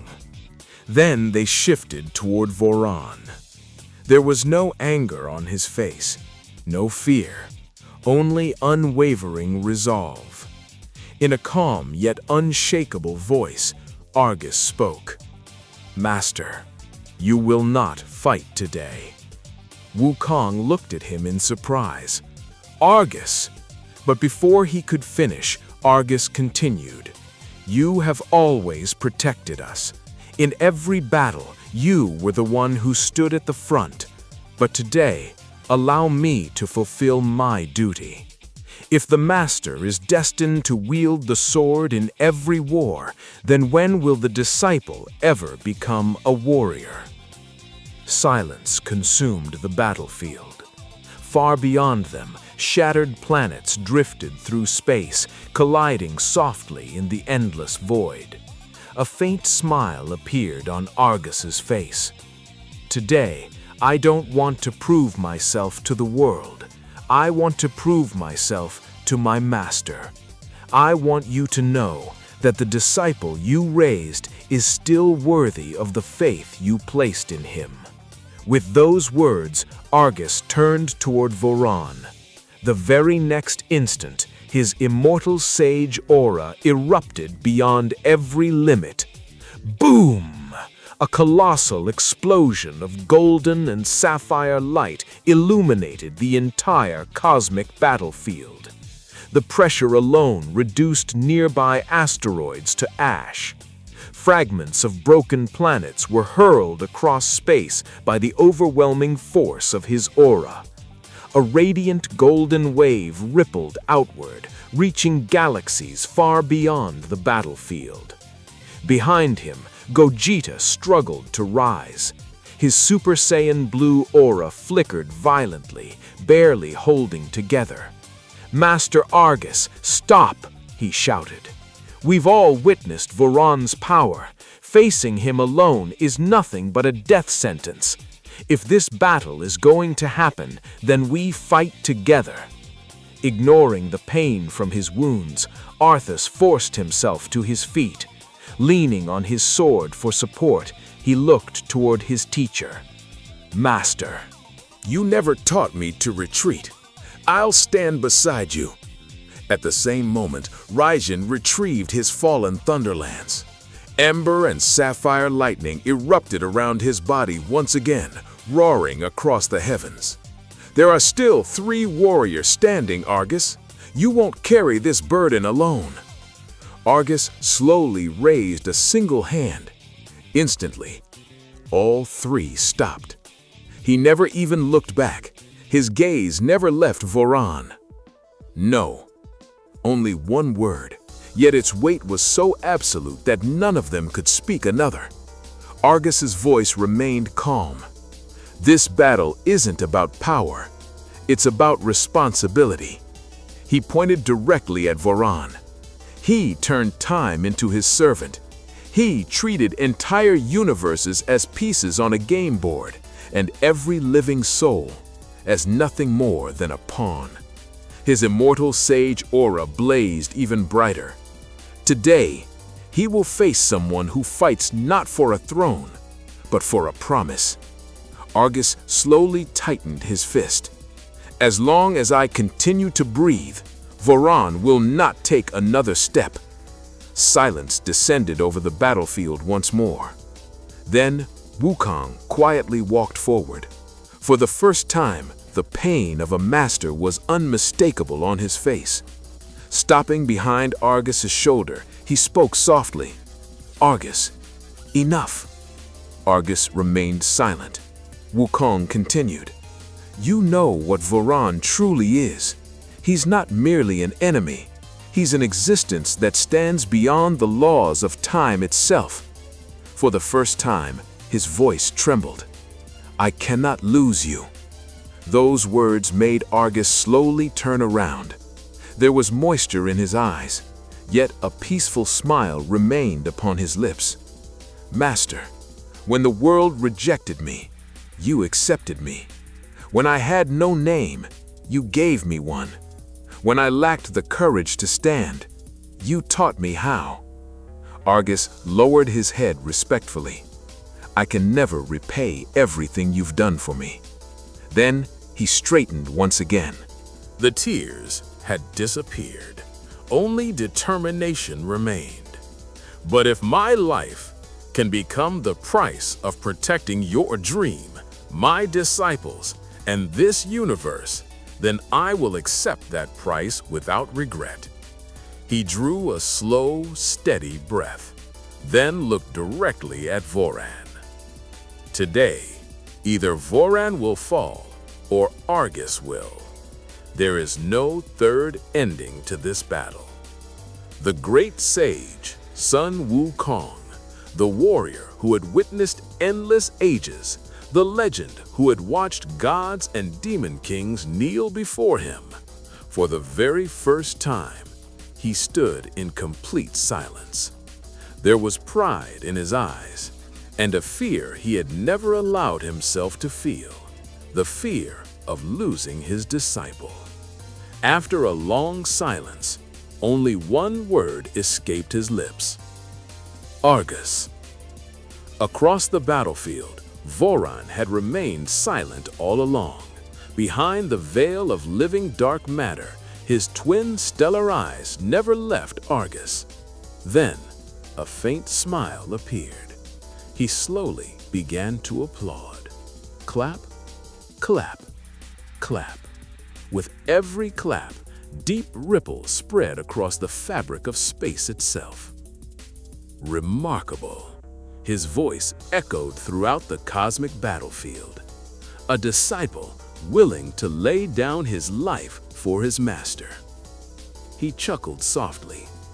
What a beautiful sight. His gaze shifted toward Wukong.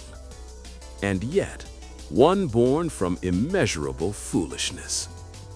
Silence returned. Wukong, you can still stop him. My battle is with you. Only then did he briefly glance toward Argus. Not with this child. Argus's fist tightened. His immortal sage aura surged even higher, piercing the heavens. A child. The pressure of his voice alone shattered the fragments of a nearby planet. Argus stared directly into Voran's burning eyes. Perhaps I was, until today.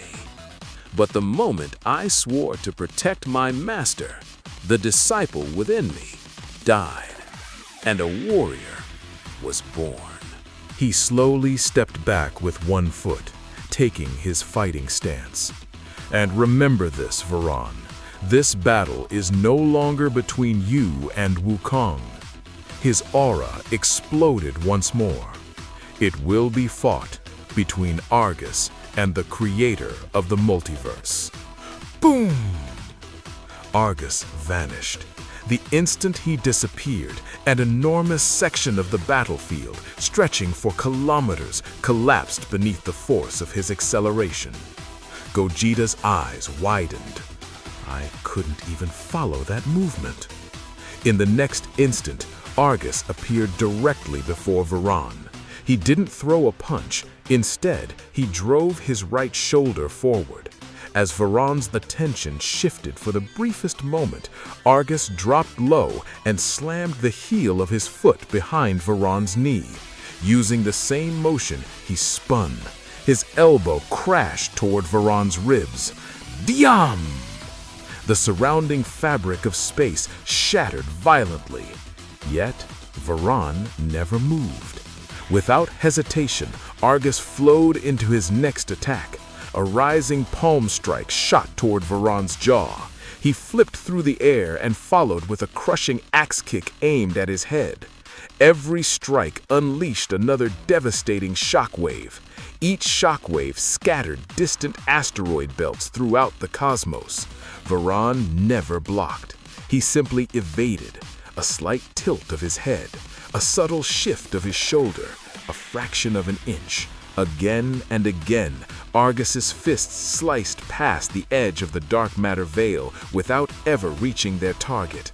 His assault accelerated. Punch, back fist, elbow, knee, spinning kick, double palm strike. Not a single movement was wasted. Every technique naturally flowed into the next. Every attack created an opening for another. As Voran leaned back to avoid a strike, Argus instantly opened his clenched fist. Hidden between his fingers, a radiant golden sage seal ignited. Immortal Bind! Golden chains of sage energy erupted outward. They coiled around both of Voran's arms and legs. Argus immediately retreated, bringing both hands together. The 72 transformations awakened. 1. Argus. 2, 4, 8, 16, 32, 64. Then, the entire battlefield was filled with Argus. Every single one radiated the same immortal sage aura. Each possessed a unique breathing rhythm. Each stood in a different fighting stance. Raijin stared in disbelief. Those aren't ordinary clones. Each one has a completely different flow of energy. Arthas drew a sharp breath. Master, you never showed us this technique. Wukong answered without taking his eyes off the battlefield. Because this is the true form of the 72 transformations. Each incarnation represents a different possibility of Argus himself. They think differently. They fight differently. The battlefield exploded into motion. Every Argus attacked at once. Some charged directly toward Voran. Others vanished into fractured space. Several forged weapons entirely from sage energy. One transformed into a magnificent golden dragon, coiling tightly around Voron's body. Another became a colossal divine eagle, diving from above with blazing energy claws. A third evolved into a six-armed celestial warrior. Each hand wielded a different weapon: a spear, a sword, a staff, a chain, a divine disc, a warhammer. The remaining incarnations attacked from every direction. Punches, kicks, sage blasts, dimensional slashes. Golden, blue, and white afterimages flooded the battlefield. Thousands of attacks converged within a single second. The very space surrounding Voron continued to rupture beneath the relentless assault. Even the countless micro-galaxies orbiting around him began to tremble. One incarnation lunged from behind, reaching for Voron's neck. But the instant he did, that Argus dissolved into smoke. The real Argus emerged from below. His palm erupted upward. Heaven-breaking palm. Doom! For the first time, Voron's dark matter veil rippled under the force of a direct impact. Argus wasted no time. Every incarnation immediately halted. Simultaneously, they placed their fingertips upon the shattered battlefield. Beneath each one, a glowing heavenly symbol appeared. 72 symbols, each connected with the next. Within moments, an enormous golden prison surrounded Voron. 72 heavenly prison! Towering golden pillars closed in from every direction. Above, the divine eagle drove its blazing talons downward. Below, the golden dragon tightened around Voron's legs. The six-armed warrior hurled every one of his divine weapons toward Voron's chest. High above them all, Argus descended. Condensed immortal sage energy blazed around his clenched fist. Immortal Sage Impact! Boom! Every attack struck at the exact same instant. A colossal explosion of golden light swallowed the entire battlefield.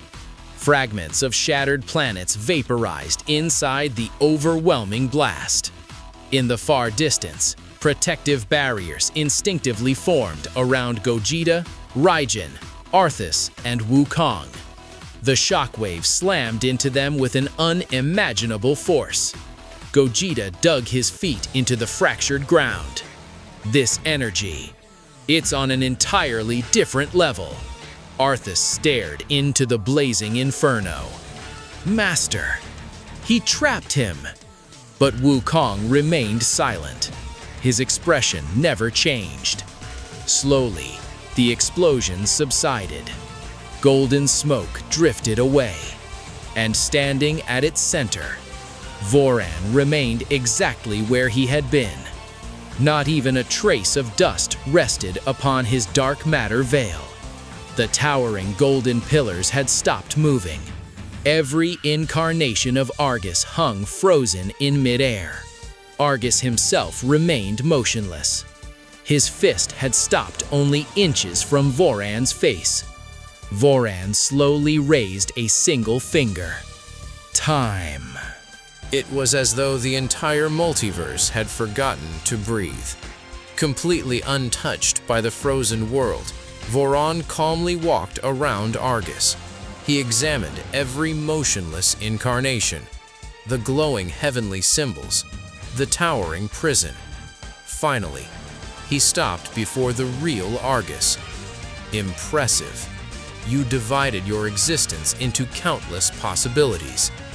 He slowly raised one finger toward Argus's forehead. But whether you are 1 or 72, every possibility is still born within time. His finger hovered only a breath away.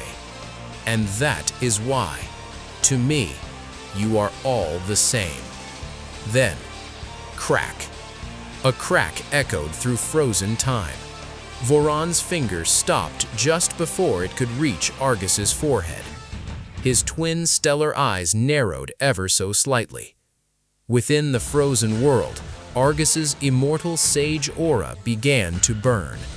First, a single spark, then a ripple, then golden flames engulfed his entire body.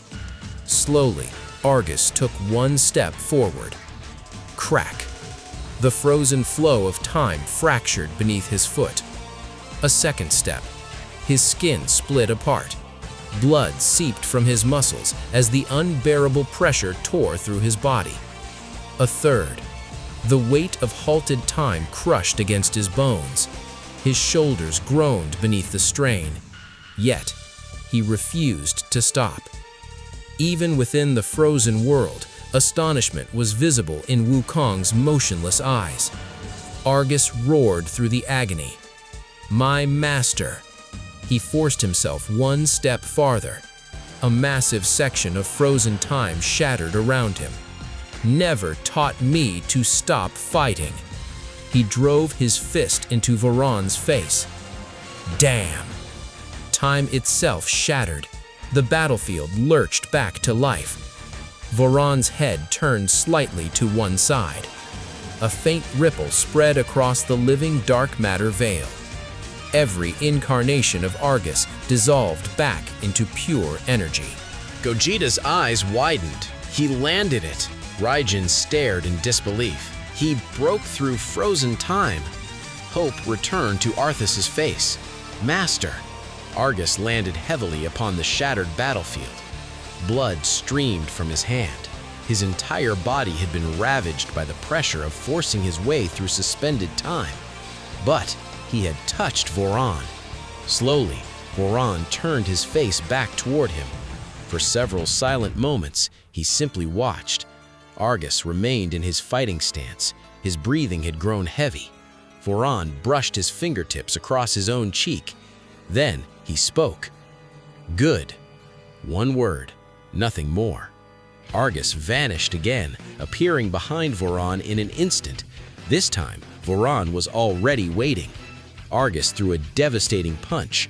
With a single finger, Voron redirected its path. The strike cut through empty space. His free hand lightly touched Argus's chest. Doom! The impact blasted Argus across the battlefield, yet he twisted through the air, regaining his balance before landing atop a drifting fragment of shattered space. Using it as a foothold, he launched himself once more. This time, he attacked differently. Before reaching Voron, 3 afterimages split away from his body. One descended with a crushing kick, another swept low, the third charged straight ahead with a punch. Voron blocked the first, avoided the second, caught the third by the fist, but the real Argus emerged from directly beneath him. A short golden staff of condensed sage energy had formed in his hand. He drove it behind Voron's knee, then planted the staff against the ground, using it as a pivot. His body spun through the air. Both feet slammed into Voron's chest. Doom! For the very first time, Voron slid backwards, only half a step. Argus seized the opening immediately. The golden staff expanded. Extend. Within an instant, it stretched across thousands of kilometers, driving Voron backward through endless fields of shattered planets and drifting debris. Argus held firmly to the opposite end. Voron calmly stopped the weapon with one hand. Argus clenched his fist. The staff instantly separated into 72 fragments. Each fragment transformed into a radiant golden serpent. They coiled tightly around Voron. Argus charged again. Massive sage claws formed around both of his hands. He crossed them together. Shrek! 2 faint lines finally appeared across Voron's dark matter veil. The light within Voron's stellar eyes intensified. Argus moved in for another strike, but this time, Voron caught his wrist. His grip appeared effortless, yet Argus's arm became completely immovable. "You managed to touch me." His voice remained calm. Now, let's see how long you can endure. With one pull, he dragged Argus forward. A crushing knee slammed into his abdomen. Doom! Blood burst from Argus's mouth. Vora never released his wrist. Spinning once, he hurled Argus toward a shattered moon. The impact split the celestial body clean in half. Before the debris could even settle, Voron was already there. He seized Argus by the face, then dragged him across what remained of the moon's surface. A canyon thousands of kilometers was carved into the broken world. Finally, he hurled Argus skyward. Before Argus could regain control, Voron casually flicked one finger against his chest. Tack! The movement was almost invisible, yet 3 dimensions behind Argus ruptured simultaneously. His body spun uncontrollably into the endless void. Wukong's expression hardened. Arthas instinctively stepped forward. Raijin caught his arm. "Wait, he's killing him!" Arthas shouted. Raijin never looked away from the battle. I know, but Argus hasn't lost yet. Far beyond the battlefield, a golden light ignited once more. Argus pushed aside an enormous fragment of a broken planet and slowly emerged. Blood trickled down his forehead. His breathing had become ragged. Deep fractures covered his immortal sage armor. Even so, he stood upright. Voran regarded him silently. "You've reached your limit." Argus wiped the blood from his face. When your limit stands before you, breaking it becomes much easier. Slowly, he closed his eyes. His immortal sage aura began to fade. Gogeta frowned. His energy, it's disappearing. Wukong immediately understood. No, he's not losing it. He's pulling it back into himself. Every flame of the immortal sage aura surrounding Argus flowed inward. Golden fire raced beneath his skin. His veins ignited with radiant light. Behind him, one after another, 72 ancient symbols began to appear. A monstrous beam of multicolored energy struck Voran at point-blank range. The attack tore straight through the fractured universe. It pierced one dimension after another. Within each reality it crossed, space itself split cleanly in two. Dead planets vaporized underneath the unimaginable pressure. At the end of its path, the attack erupted inside an empty reality. Boom! A newborn white sun ignited. Its light spread across countless universes. For several long seconds, nothing existed except blinding white. Argus hovered silently in the void, breathing heavily. The aura of his primordial beast form still blazed around him, yet his arms trembled uncontrollably. Cracks spread across his skin. Golden light poured from every fracture. Gogeta whispered, "Did he actually do it?" Tears welled in Arthas's eyes. Only Wukong remained silent. Then a calm voice echoed behind Argus. "Beautiful." Argus's eyes widened. He spun instantly. His fist shot towards Voran. That was all Voran needed to stop it. His dark matter veil remained flawless. Even the fragment that had been damaged had completely restored itself. Voran regarded him quietly. Your attack carved through countless dimensions, but it never reached me. Argus tried to pull his arm free. With the slightest movement, Voran lowered his fist. Argus's knees buckled beneath the invisible force. You destroyed nothing more than my reflection. Argus's eyes narrowed. The light within Voron's stellar eyes intensified. I have not yet fully entered your reality. Those words froze everyone in place. Gogeta stared in disbelief. This isn't even his real body? Raijin slowly lowered his head. The being we've been fighting was only a projection. Argus tore his arm free. Fear never reached his eyes. Projection or true form, as long as these hands can still rise, I'll keep fighting. His other fist exploded forward. Voron caught that one as well. Then he leaned forward.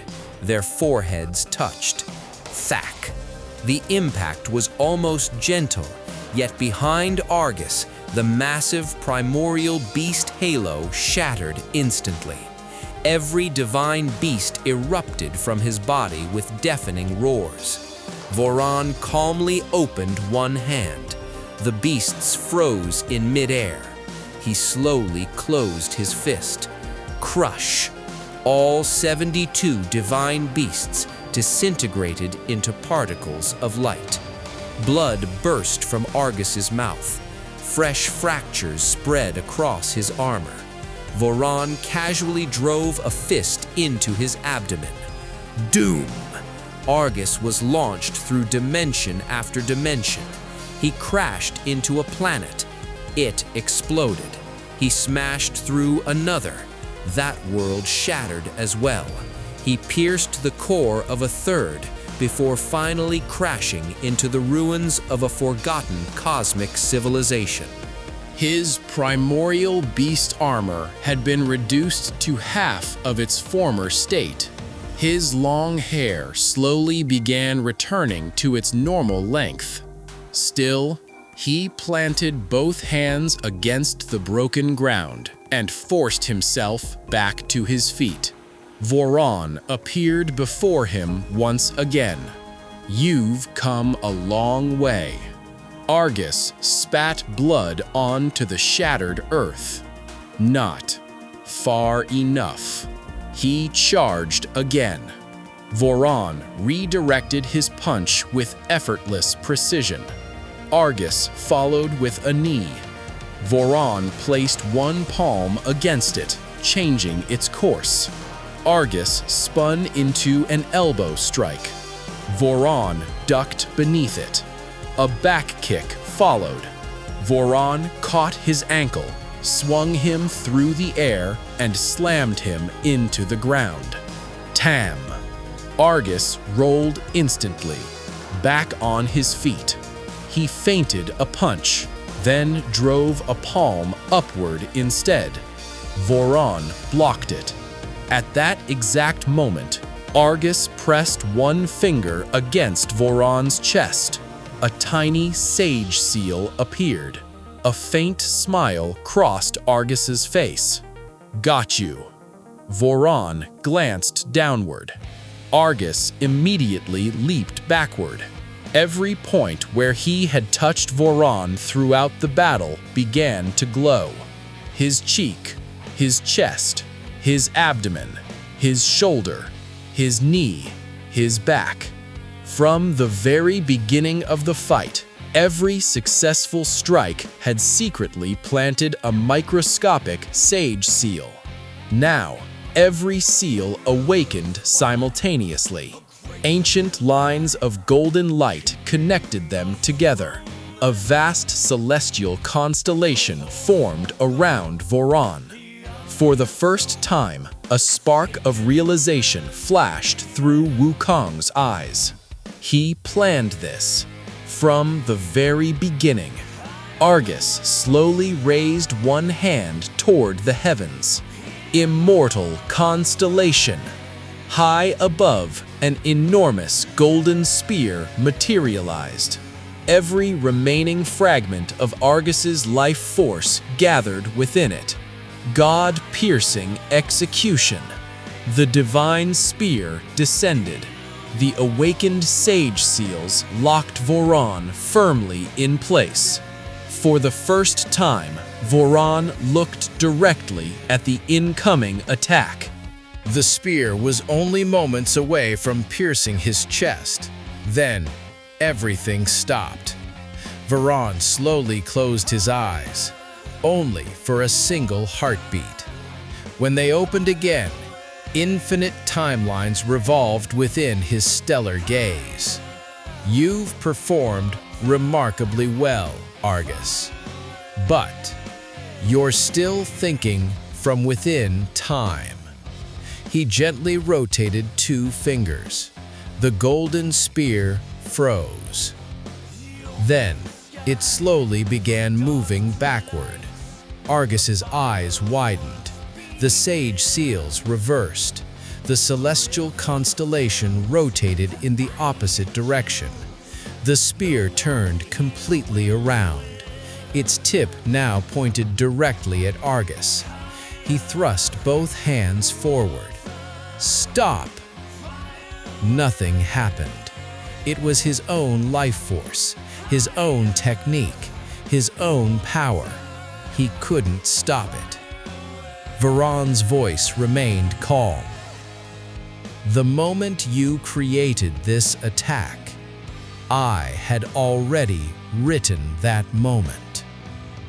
The golden spear pierced straight through Argus's chest. Boom! A catastrophic explosion shook the entire battlefield. The primordial beast armor shattered into thousands of fragments. Argus's hair returned to its normal form. One by one, the divine markings across his body faded away. Blood erupted from his mouth. His knees struck the ground. His aura was gone. Only the sound of his ragged breathing remained. Slowly, Voron walked toward him. With every step, the surrounding fabric of space bent beneath his presence. Argus planted one trembling hand against the shattered ground, struggling to rise. His arm shook violently beneath his own weight. He managed to push himself halfway upright, only to collapse again. Yet he tried once more. Voron stood silently before him. Enough. A faint laugh escaped Argus's lips. One arm still works. He slowly raised his fist. Voron offered no reply. Argus forced his battered body upward. His strength had already abandoned him. Even so, one knee rose from the ground, then the other. At last, he staggered to his feet. One eye remained shut. A deep wound stretched across his chest. Every breath came broken and heavy. Still, he raised his guard. Final round. For several silent moments, Voron simply watched him. Then he nodded, accepted. Gathering every last fragment of strength, Argus charged. He was no longer as fast as before, but every step carried unwavering resolve. His fist drove forward. This time, Voron didn't move. The punch struck his chest. It barely carried any power. Argus threw another, then another. An elbow, a palm strike, a knee. His technique remained flawless, only his body had failed him. Step by step, strike by strike, he continued advancing. Voron remained perfectly still, accepting every blow without resistance. Argus spoke between ragged breaths. This, another punch, is for my master. A second strike, for my disciples. A third, and for this universe. His final punch stopped only inches before reaching Voron's face. His arm slowly fell, his head lowered. Voron looked at him quietly. It is over. Argus collapsed to his knees. Voron slowly approached. For the first time, there was the faintest trace of respect in his voice. You touched me. Across the countless ages of my existence, very few have ever earned that privilege. He looked directly into Argus's fading eyes. So, I shall grant you the death of a warrior. A gentle smile appeared on Argus's blood-stained lips. Blood continued flowing from his mouth. With great effort, he turned toward Wukong. Master, his voice was barely audible. I couldn't bring him down. Wukong stepped forward. For the first time, his voice broke. You never had to prove anything, Argus. Just come back. Argus slowly shook his head. There's nothing left for me to return to. Argus! Gogeta's desperate cry echoed across the battlefield. He struggled to stand, but the remnants of his fusion aura faded once more. Raijin drove the Thunder Lance into the shattered ground. His clenched fist trembled. Tears streamed down Arthas's face. Master, he released his sword, running toward him. Please, get up. Argus looked at him. A weary smile touched his face. Arthas, stand tall. Arthas froze. Argus's voice remained calm. A disciple never bows because his master was defeated. Through his tears, Arthas slowly straightened his back. Argus gave a faint nod. Good. Then he looked toward Raijin. Take care of them. Raijin lowered his head. With my life. Finally, Argus turned to Gogeta. Gogeta's fist remained pressed against the broken earth. His eyes overflowed with guilt.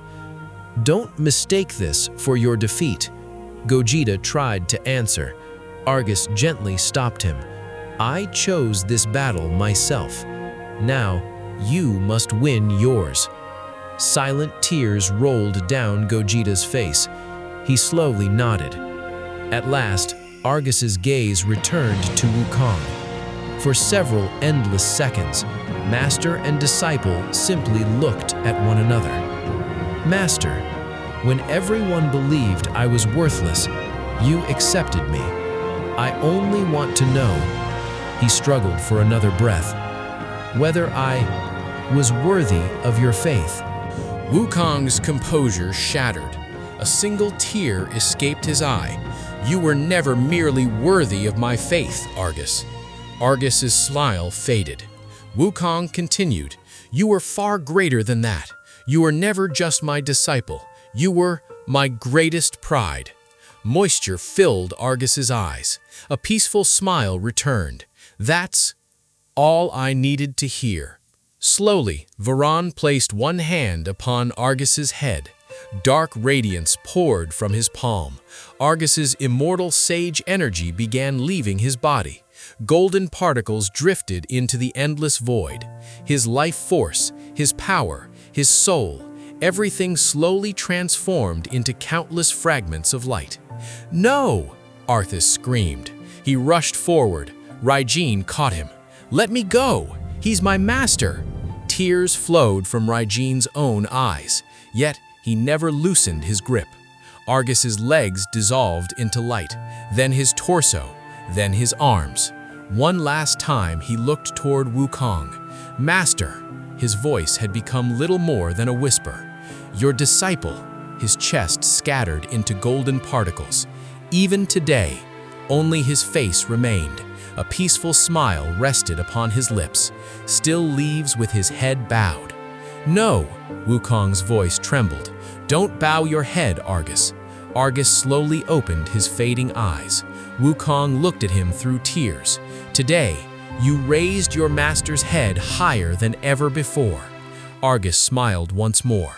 One final breath, one final glance. Then, his entire body dissolved into an endless ocean of golden light. Every particle flowed into Varan. Except one, a tiny golden fragment remained behind. It drifted slowly toward Wukong, landing gently on his open palm. For a brief moment, the face of a young Argus appeared inside the tiny light, the same lonely child whom Wukong had found standing among ancient ruins countless ages ago. Then, that final light faded as well. Silence consumed the battlefield. No aura, no explosions, no voices. only countless golden particles drifting through the endless cosmos. Arthas fell to his knees, his head lowered. Then, he remembered Argus's final command. Through his tears, he slowly stood straight once again. Raijin lowered the thunderlance. The storm surrounding him finally grew quiet. Gogeta closed his eyes. His fist had clenched so tightly that blood flowed from his own palm. Wukong remained where he stood. His empty hand was still outstretched, yet there was nothing left to hold. Argus, Wukong's brightest disciple, Arthas's master, the warrior who shattered frozen time with his own fist, the sage who reached the creator of the multiverse, was gone. Slowly, Varan closed his hand. The last remnants of Argus's power disappeared into him. Then he looked toward Wukong. Now, it's your turn. Wukong remained silent. His head was still lowered. Varan spoke again. Your disciple surpassed every limit. His death was not meaningless. The moment those words were spoken, Wukong's fingers slowly curled into a fist. No aura surrounded him, yet cracks spread through the fabric of space beneath his feet. Distant galaxies trembled together.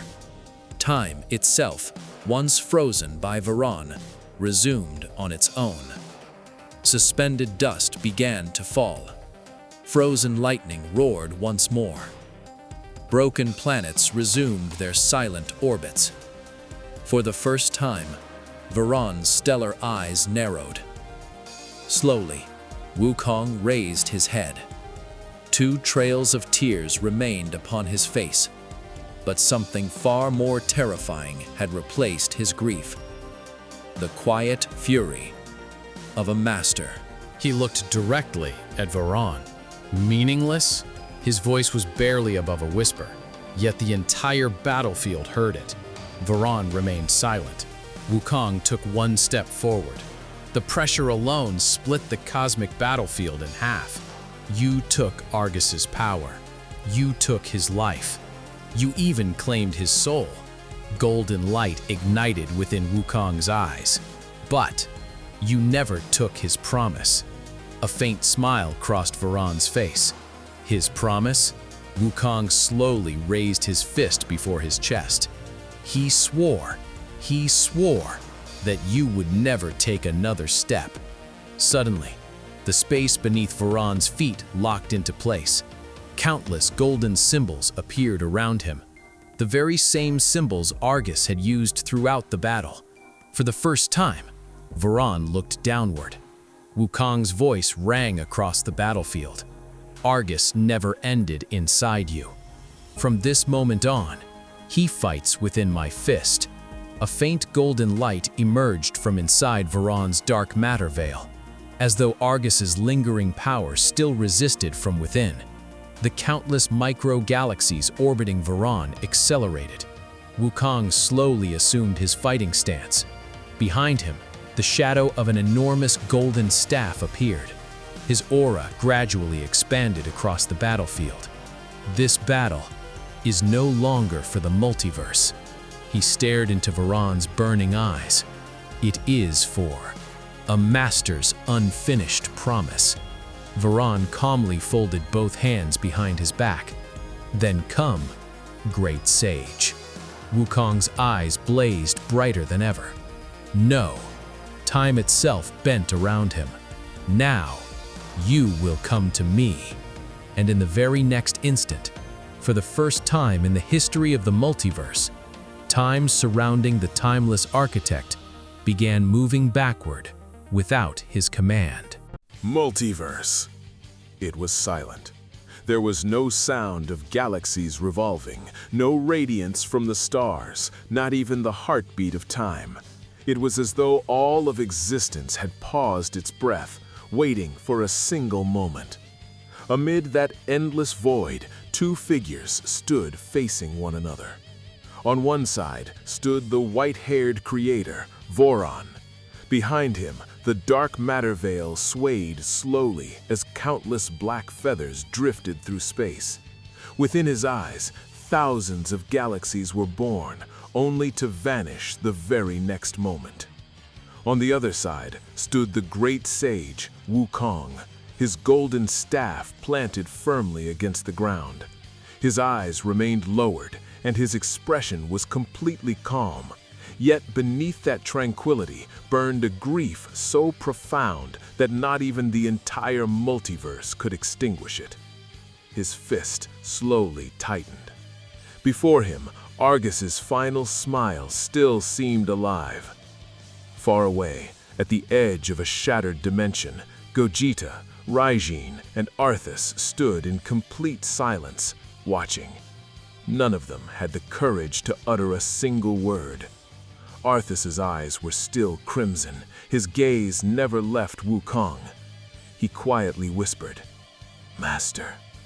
Without looking away, Raijin replied, "Silence." At this moment, silence is the greatest form of respect. For the first time, Gogeta realized that his heart was pounding so violently as though an entire battlefield raged within him. He quietly asked, "Raijin, can Master Wukong really win?" Raijin remained silent for a few moments. He looked at Voron, then at Wukong, before quietly answering, "In this battle, the very meaning of victory has changed. The question is no longer who will win. The real question is how long the multiverse can survive." Arthas immediately turned toward him. "What do you mean?" For the first time, Raijin's voice grew heavy. "When the Creator and the Great Sage break beyond their limits, the battlefield never remains in one place. The battlefield becomes everything." Arthas's breath caught in his throat. At that very moment, Voron let out a quiet laugh. "Ha! Ha ha ha ha!" His laughter gradually echoed throughout the endless void. There was no madness in it, no arrogance, only joy. He slowly spread both arms as though welcoming an old friend. "It has been countless ages since someone forced me to fight like this." His eyes locked onto Wukong. "Great Sage, I admit, Argus was an extraordinary warrior. He reminded me that battle is not merely about victory. He reminded me of the joy of being a warrior." A gleam appeared in Voron's eyes. "But," he said, "if the disciple was that remarkable, then just how terrifying must his master be? I am truly eager to find out." His voice echoed across the entire multiverse. The stars trembled. Millions of cracks spread across the fabric of space. And yet, Wukong still did not even raise his head. He gave no reply. He did not take a single step. He simply remained silent. Voron smiled. "You are angry. Anger is a warrior's greatest enemy." Several moments passed. Then Wukong slowly raised his head. There were no tears in his eyes, only a profound silence. For the first time, he directly looked at Voron and quietly said, "You are wrong. I am not angry. I am grieving." The instant those 4 words were spoken, Gogeta's heart pounded violently. Raijin slowly closed his eyes. Arthas tightened his fist even further. Wukong lifted his staff. A gentle golden glow radiated from the secret metal. Within that light, for a brief moment, a faint image of Argus appeared, before fading. Wukong's voice was even calmer than before. "He made me a promise. As long as he lived, no darkness would ever reach his master." He took a long breath. He kept his promise. Now Wukong's eyes met Varan's directly. Now, it is my turn. Silence engulfed the endless void. The smile upon Varan's face slowly grew deeper. Excellent. This is exactly the Wukong I have been waiting for. He slowly extended his right hand. Behind him, the dark matter veil began swirling like a cosmic storm. Space started to shatter. Time began to slow. Reality itself trembled. Then Wukong gripped his golden staff with both hands. He assumed his fighting stance. For the very first time, a pressure wave spread throughout the entire multiverse, powerful enough to shake the light of the galaxies themselves. Gogeta's eyes widened. Raijin's voice trembled. Now, the real battle is about to begin. Phase 1B, the first strike. The multiverse held its breath. Wukong firmly gripped his golden staff with both hands. Not for even a single moment did his eyes leave Varan's. And Varan smiled like a true warrior. There is neither anger nor fear in your eyes, only a burden. He slowly extended his hand, and that is why I welcome you, great sage. Boom! There was no energy blast, no explosion of aura, only Varan vanished. Gogeta's eyes widened. I couldn't even see him. Raijin's gaze darted in every direction. No, it wasn't speed. He folded space itself. The very next instant, Varan was standing directly in front of Wukong. His fist shot straight towards Wukong's face. Daham! The impact landed, but the punch struck nothing but air. Wukong had already stepped back. Not too far, not too close, just 1 inch. The smile on Varan's face grew even deeper. Excellent. A second punch, a third, a fifth, a 10th. Every strike came from a different angle, sometimes from above, sometimes from below, sometimes from behind, sometimes from within time itself, sometimes from the future, sometimes from the past. The entire battlefield became flooded with Varan's afterimages. Every direction, the same face, the same warrior, the same attack. Gogeta bit down on his lip. This is impossible. How many Varans are there? Raijin answered quietly. Only one. The rest are fragments of time. Arthas's breathing grew heavier. Master Wukong, fight, please fight. Yet, Wukong had not launched a single attack. He only dodged 1 step, half a step, a slight shift of his body, a subtle turn of his shoulder, the faintest movement of his staff. Every strike avoided by the narrowest margin. Throughout the entire multiverse, only Varan was attacking, and Wukong moved as though he were flowing with the wind itself. Suddenly, Varan stopped. He stepped back and looked at Wukong. Why aren't you fighting? Silence lingered for several moments. Then, Wukong's voice echoed, calm yet burdened with immeasurable sorrow. I am fighting. Varan raised an eyebrow. I've merely been watching you to see whether you are truly worthy of the warrior who defeated Argus. For a brief moment, the entire battlefield fell completely silent. Tears rolled down Arthas's face. Varan slowly closed his eyes. Then, he let out a soft laugh. Ha ha ha ha. Now I understand. Before you kill me, you're testing me. He placed a hand over his chest. How extraordinary.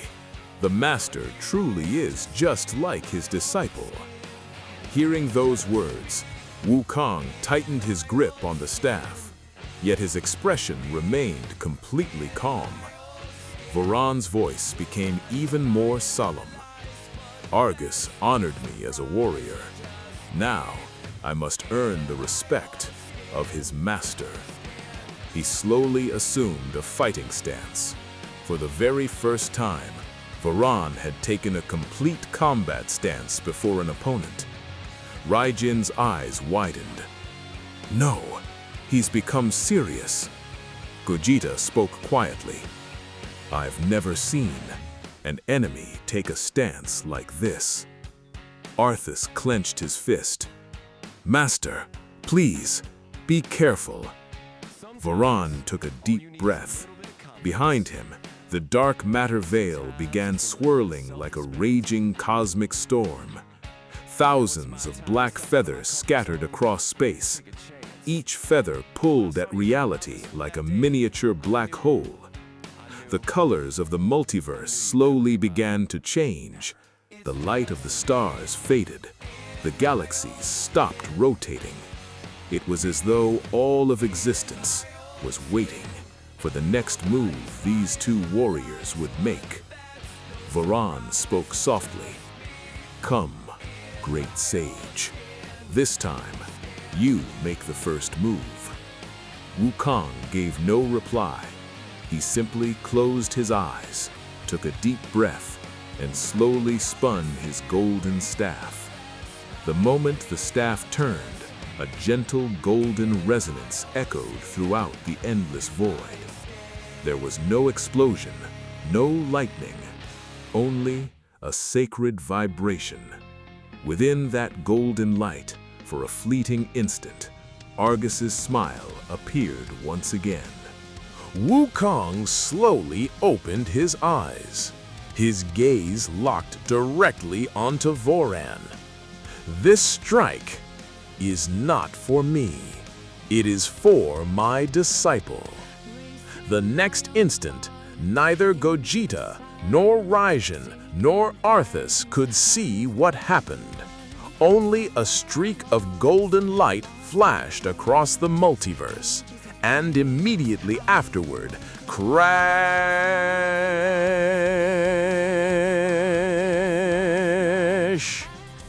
For the very first time, the golden staff collided with Voron's bare fist.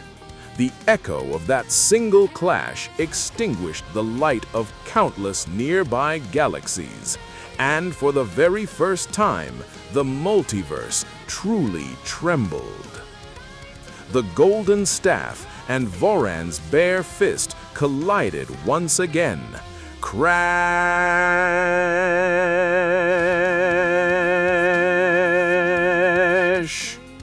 The impact released neither fire nor lightning. Instead, an eerie silence spread throughout the entire multiverse. For a single moment, the light of every star froze. Every galaxy came to a halt.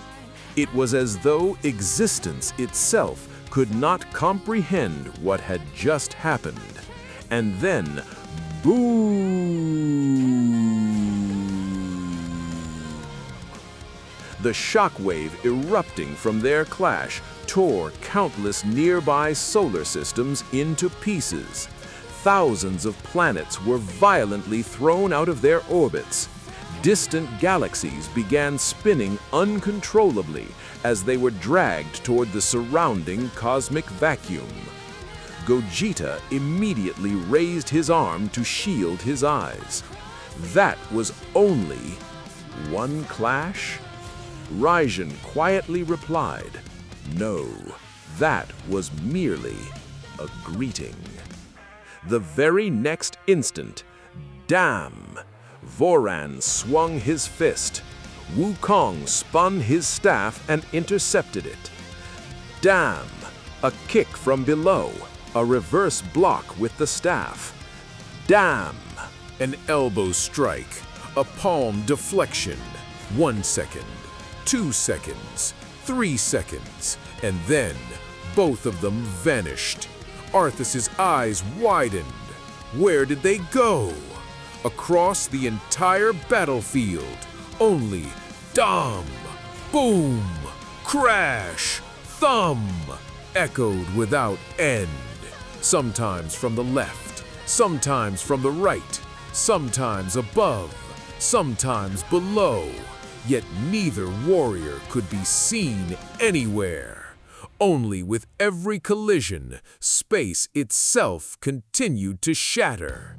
Gogeta activated his divine senses. His awareness swept across every direction. Even then, nothing. Impossible. I can't even lock on to their energy. Raijan's voice grew heavy. They aren't fighting at incredible speed. They're choosing an entirely new point in space. At that very moment, near a dying blue giant star, Dom!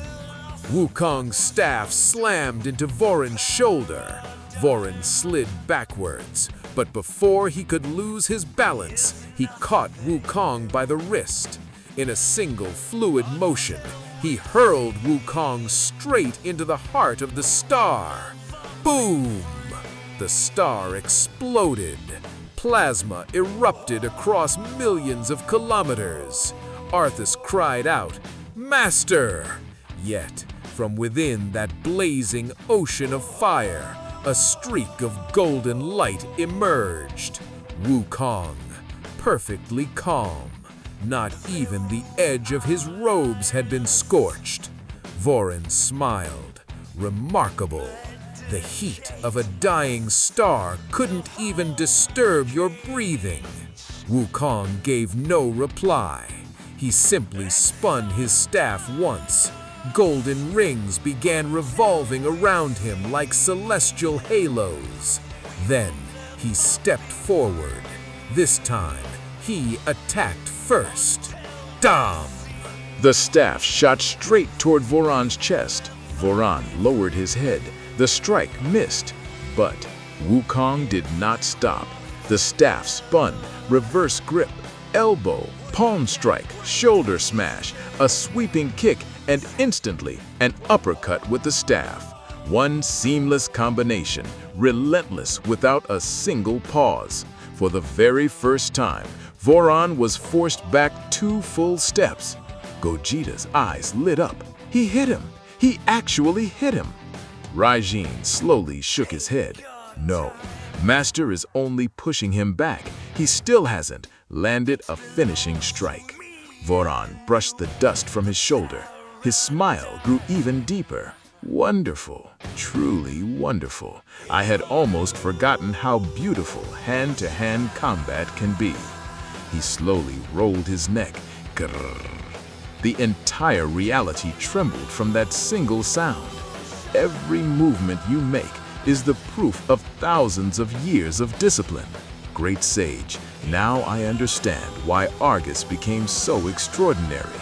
For a brief moment, Argus's smile reflected within Wukong's eyes. He spoke only a single sentence. He surpassed even my own teachings. The moment those words left his lips, Wukong vanished again. So did Voron. And then, what happened next stole the very breath from Gogeta. The entire battlefield became filled with millions of Wukongs and millions of Vorons. Everywhere, golden staffs collided. Everywhere, fists crashed together. Everywhere, explosions erupted. Arthas panicked. Are those clones? Raijin quietly answered. No. Their speed has become so overwhelming that even the moments they've already passed through are still fighting. Within a single second, thousands of clashes, thousands of counters, thousands of feints, and with every impact, another crack spread across the surface of the multiverse. Far away, an entire spiral galaxy cluster collapsed into chaos. No one touched it, no attack was aimed at it. The sheer pressure of their battle alone was enough to destroy it. Voron came to a halt in midair. For the first time, his eyes held the brilliance that only a true warrior could possess. Looking directly at Wukong, he quietly said, "Now, this battle makes me feel truly alive." Wukong rested his golden staff upon his shoulder. His voice remained calm. The battle has only just begun. At that very instant, the two legendary warriors charged toward each other once again. This time, there was no space left between them, no distance. Only two legendary warriors and the next collision that would shake creation itself. Phase 3, when universes became weapons. The two legendary warriors rushed toward each other. Boom! The golden staff and Voron's fist collided once again. This time, the shockwave did not stop at the galaxies. The boundary of the entire universe shattered like glass. Crack! Beyond the endless darkness, another universe became visible. Then another, then thousands more. Arthas's breath caught in his throat. The wall of the universe, it's broken. For the first time, clear concern appeared in Raijin's eyes. No, it isn't the wall. The battlefield has changed. Voron slowly ran his hand across the fractured reality. A deep smile appeared upon his face. One universe was far too small for our battle. He looked directly at Wukong. "Come, great sage, let us see how much creation can bear the weight of your footsteps." With those words, Voron calmly walked into the shattered reality. He did not run, he did not fly. It was as though he were simply walking into his own home. Wukong remained silent for a few moments. His eyes gazed beyond the crack, toward the endless universes that lay beyond. His grip on the golden staff tightened. Then he quietly said, "Wherever you go, my vow shall follow." With a single step, Wukong entered the fractured reality as well.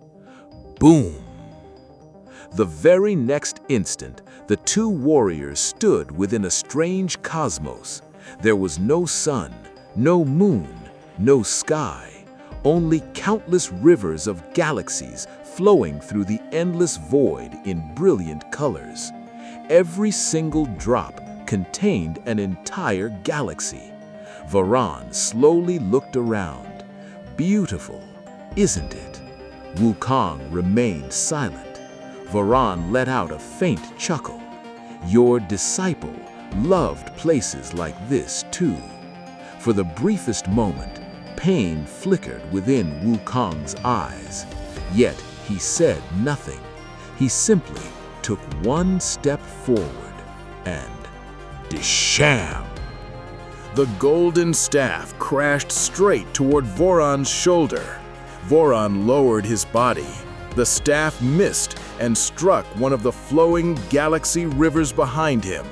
In a single instant, the entire river split into two.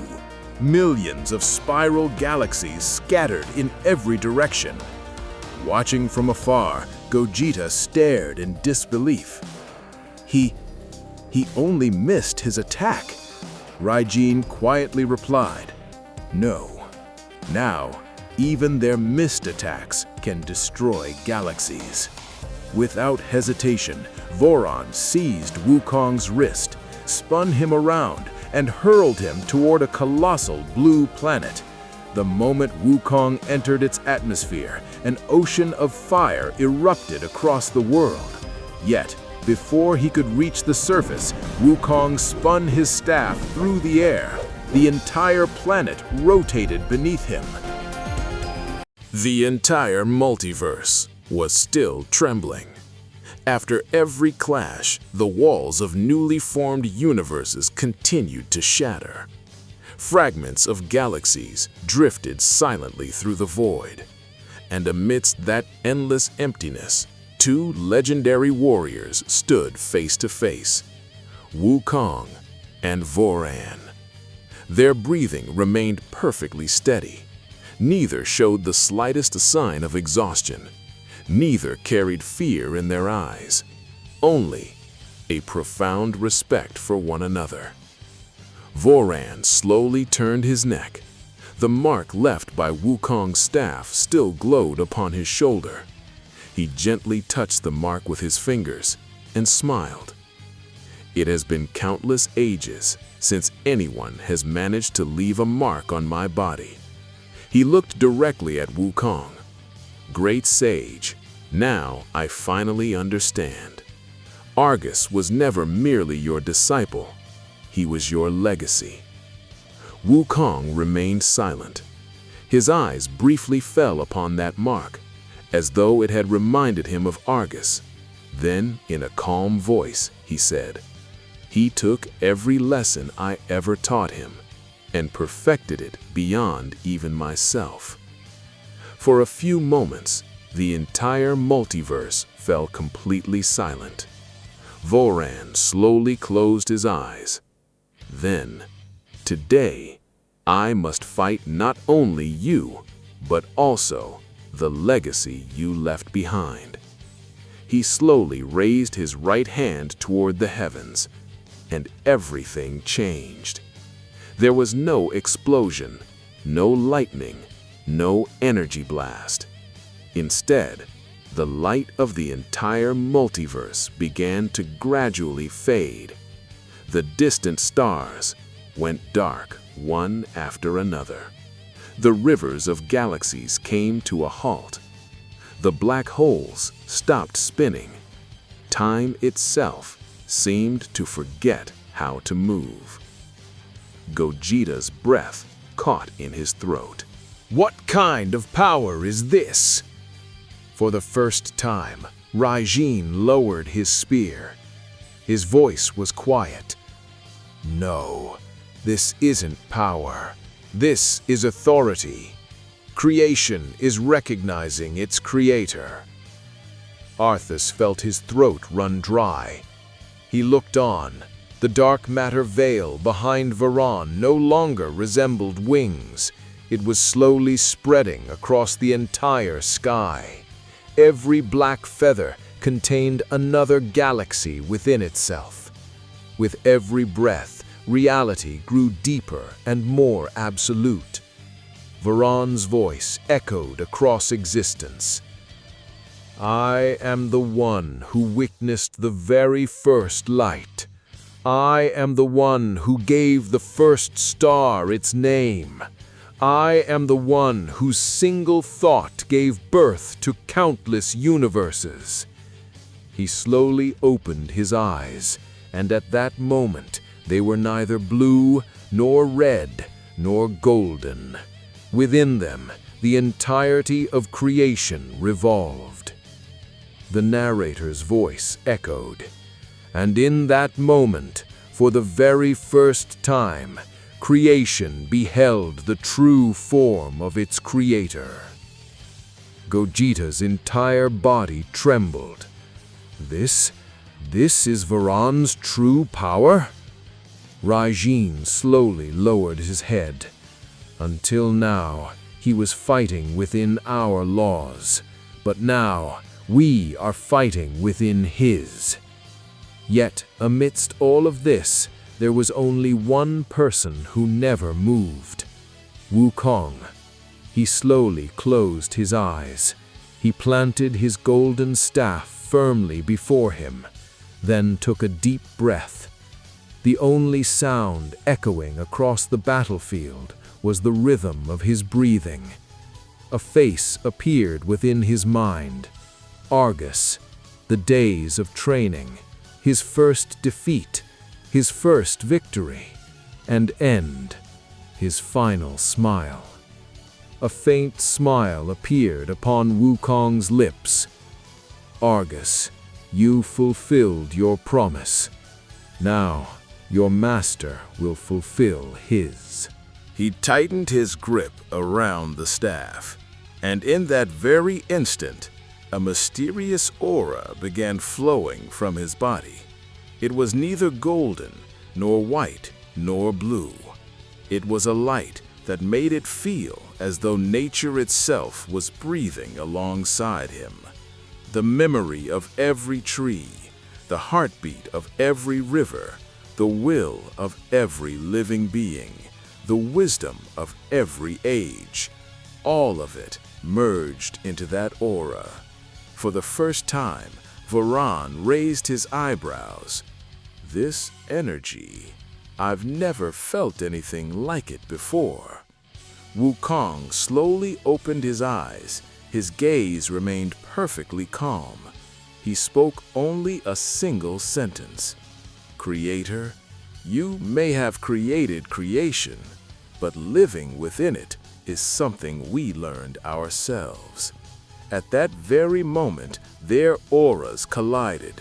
There was no explosion, no thunderous roar, only a deep fracture spreading throughout the entire multiverse. The battle had finally entered its true form. The multiverse was no longer merely watching. It was afraid. The auras of Wukong and Voron clashed against one another. No fire, no lightning, no explosion. Only the overwhelming pressure of two entirely different existences gradually tearing apart the very laws of creation. For the first time, Voron slowly clenched his fist. The smile had vanished from his face. Only absolute concentration remained. It has been a very long time since I last had to use my complete vision. The moment those words left his lips, countless celestial realms unfolded behind him. Within every realm, a different universe revolved. In one, stars were being born. In another, entire galaxies were fading into nothingness. And in a third, time itself flowed in reverse. Raijin's voice grew quiet. This isn't his power. It's his authority. Gogeta clenched his fists. Every divine power we've ever witnessed, this is completely different from all of them. Arthas kept his eyes fixed on Wukong. Master, what will you do now? At that very moment, Wukong slowly spun his golden staff. No energy emerged from it. Yet the instant its arc was complete, space itself mended. The shattered reality became calm once again, if only for a moment. For the first time, a look of surprise appeared in Voron's eyes. You don't shatter reality. You restore its balance. Wukong answered without hesitation. That is the difference between a creator and a guardian. For a moment, neither of them spoke. Then, Voron let out a faint laugh. Magnificent. Then let's see how long you can preserve that balance. He slowly raised a finger toward the heavens. Krrrr. Countless black circles opened across the entire multiverse. From each one, a colossal cosmic chain emerged. Those chains were not forged from metal. They were made of time itself. Every galaxy they touched had its flow of time frozen. Stars stood motionless. Planets became lifeless. Gogeta's eyes widened. What kind of technique is this? Raijin quietly replied, it isn't binding them. It's stealing the time they have left to live. The very next moment, thousands of chains rushed toward Wukong all at once. But Wukong chose not to evade. He gripped his staff with both hands, stepped forward, and simply swung it once. Boom. A golden ring expanded around him. Every chain that touched its boundary disintegrated into dust. But the remaining chains never stopped. They closed in on Wukong from every direction. Voran calmly said, "Every warrior can only watch one direction. A creator strikes in every direction at once." Thousands of chains descended simultaneously. Arthas cried out, "Master!" But what happened next left everyone speechless. Wukong wasn't there anymore. Only his staff remained, and the staff was moving on its own. 1 strike, 2 strikes, 10 strikes, 100 strikes. With every spinning arc, the chains of time shattered apart. Gogeta stared in disbelief. The staff? It's fighting by itself? Raijin slowly shook his head. No, the master and his weapon are no longer separate. At that same moment, Voran slightly turned his head. Without even looking behind him, he raised one hand.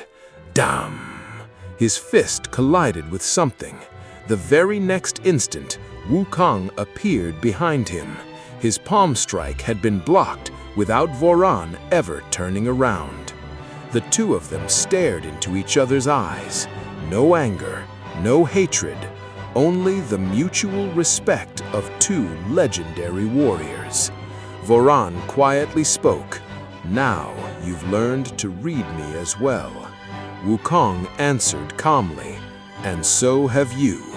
At the same moment, both of them smiled. Without another word, their fists collided once again. Crash! This time, the shockwave echoed not through a single universe, but across countless universes at once. Far away, entire galaxy clusters shattered in a single instant. Reality began cracking apart once again. Raijin slowly closed his eyes. In a heavy voice, he said, "This battle is no longer about victory. Every strike from this point onward shortens the lifespan of the multiverse." And Wukong and Voran, without stopping, charged toward each other once again for the next exchange. Phase 4, Creator versus Great Sage, Part 3. Crash! Wukong and Voran's fists collided for the 3rd time. This time, not only the multiverse, but the heartbeat of time itself was shaken. Where they clashed, the color of space began to change. Black, golden, white, and then absolute nothingness. Both of them continued pushing against one another. Neither stepped back, neither yielded. For the first time, Voran's eyes carried the brilliance that only a true warrior could possess. Excellent, truly magnificent. You are indeed worthy of being called the Great Sage. Wukong looked at him. Battles are not won with words. The very next instant, he tossed his staff high into the air. Gogeta's eyes widened. The staff? My master threw away his weapon. Raijin smiled faintly. No. Now watch. It is about to become his greatest weapon. The golden staff began spinning in the sky, but it never fell. It remained suspended in the heart of the multiverse, shining like a second sun. As it spun, thousands of golden circles opened across the heavens. From each circle, another golden staff emerged. 1, 2, 10, 100, 1,000, 1,000,000. The entire sky became filled with golden staffs. Arthas's voice trembled. Is this an illusion? For the first time, Wukong gave a slight nod. No, They are the echoes of my lifelong cultivation. Phase 5. The Death of the Multiverse. Part 1. The multiverse had begun to die.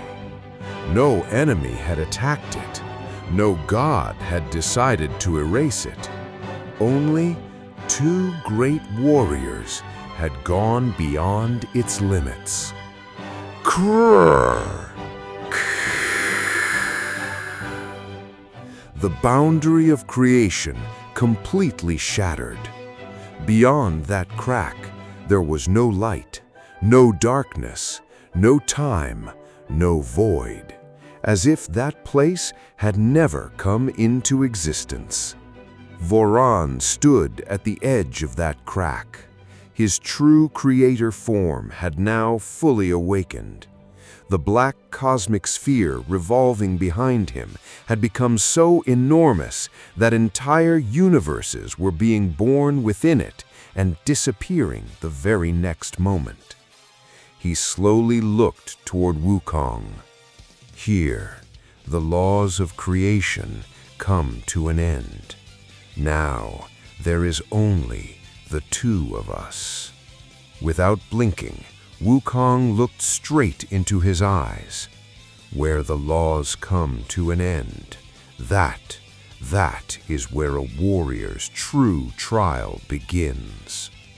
The very next moment, both of them stepped forward at the same time. Boom!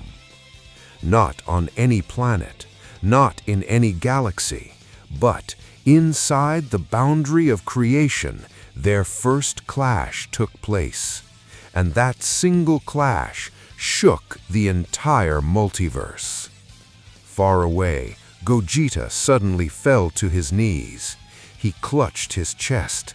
This pressure, I can't breathe. Arthas also staggered backward. A thin stream of blood began flowing from his ears. Master. Raijin immediately drove his spear into the ground. A divine barrier spread around the 3 of them, but the moment the barrier formed, cracks appeared across it. For the first time, there was genuine fear in Raijin's eyes. No, even the echoes of their clash have now become deadly for us. Far away, an entire spiral universe folded as if someone had bent a sheet of paper. The countless stars inside it collapsed into a single point. And then, without making a single sound, that entire universe disappeared. Gogeta asked with a trembling voice, "Did it disappear?" Raijin slowly closed his eyes. Yes, the final moment of that universe just unfolded before our eyes. Arthas clenched his fist. Just from a single clash? Raijin replied in a heavy voice. This is no longer a clash. This is the conflict between creation and the will of its protector. Meanwhile, inside the boundary of creation, Voron waved his hand. The countless cosmic circles revolving around him opened all at once. From each circle, a different Voron emerged. They were not clones, nor illusions. Each was Voron from a different possible reality. Thousands of Vorons all at once advanced toward Wukong. Gogeta's eyes widened. How is this possible? Raijin slowly said, "He is summoning his possible realities into a single battle." But before he could finish speaking, Wukong closed his eyes. He planted the golden staff upright in front of him and softly said, "There is only one truth, and it outweighs infinite illusions."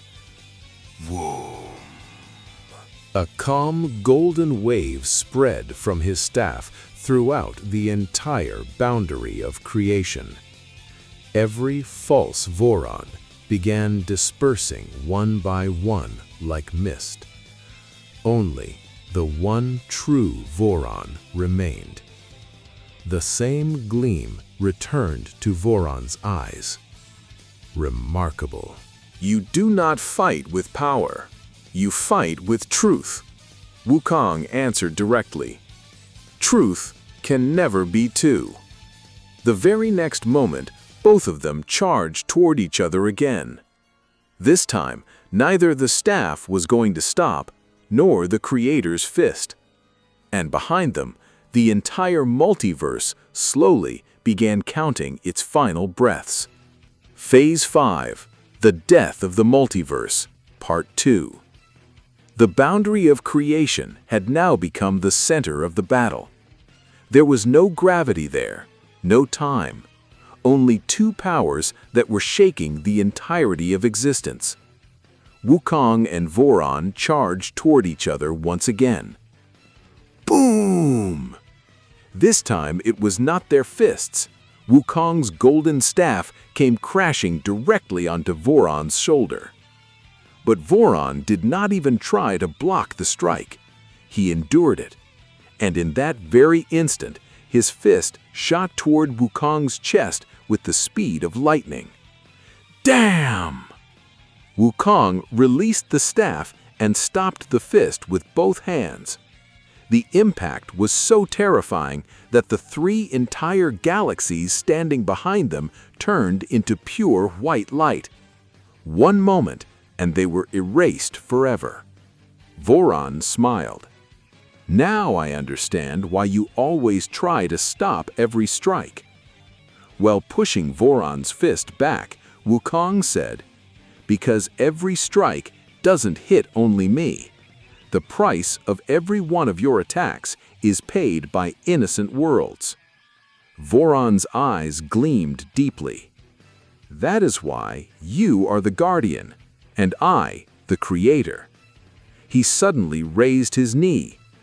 Doom! Wukong blocked it with his elbow. In the same movement, the staff returned to his hand. A spinning strike, reverse strike, palm, kick, shoulder smash, 5 consecutive attacks. Voron blocked all 5, but the 6th brushed against his cheek. A thin line appeared across his face. A single drop of blood floated through the void. Far away, Gogeta's eyes widened. Blood! The creator has been injured! Raijin slowly shook his head. This is not an injury. It is proof that the great sage now stands as his equal. Voron touched the drop of blood with his finger, then looked toward Wukong, and for the first time, without the slightest smile, he said, Very good. Now I will no longer try to stop you. Now I will bring you down. Woom! The black cosmic disk revolving behind him suddenly opened. Countless cosmic rings emerged from within it. Each ring was as large as a planet. They began revolving around Wukong. Raijin's voice changed. Gogeta, look at that! Gogeta looked carefully. With every rotation of the rings, the space around Wukong slowly began to shrink, as if the entire battlefield was closing in on him. Arthas panicked. My master is trapped! But Wukong chose not to run.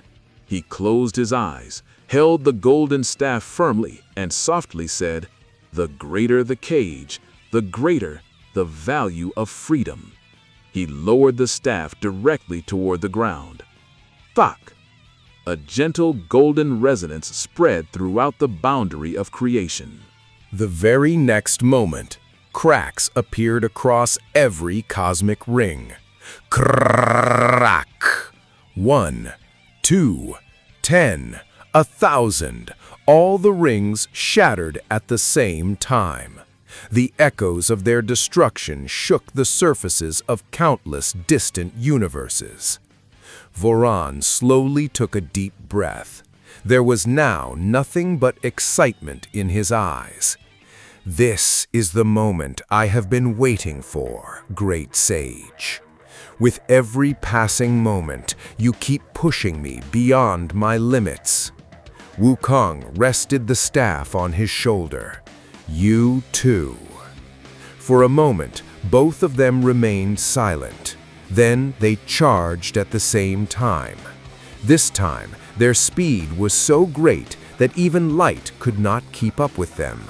Only two blurred streaks, one golden, one black, continued colliding all the way to the edge of the boundary of creation.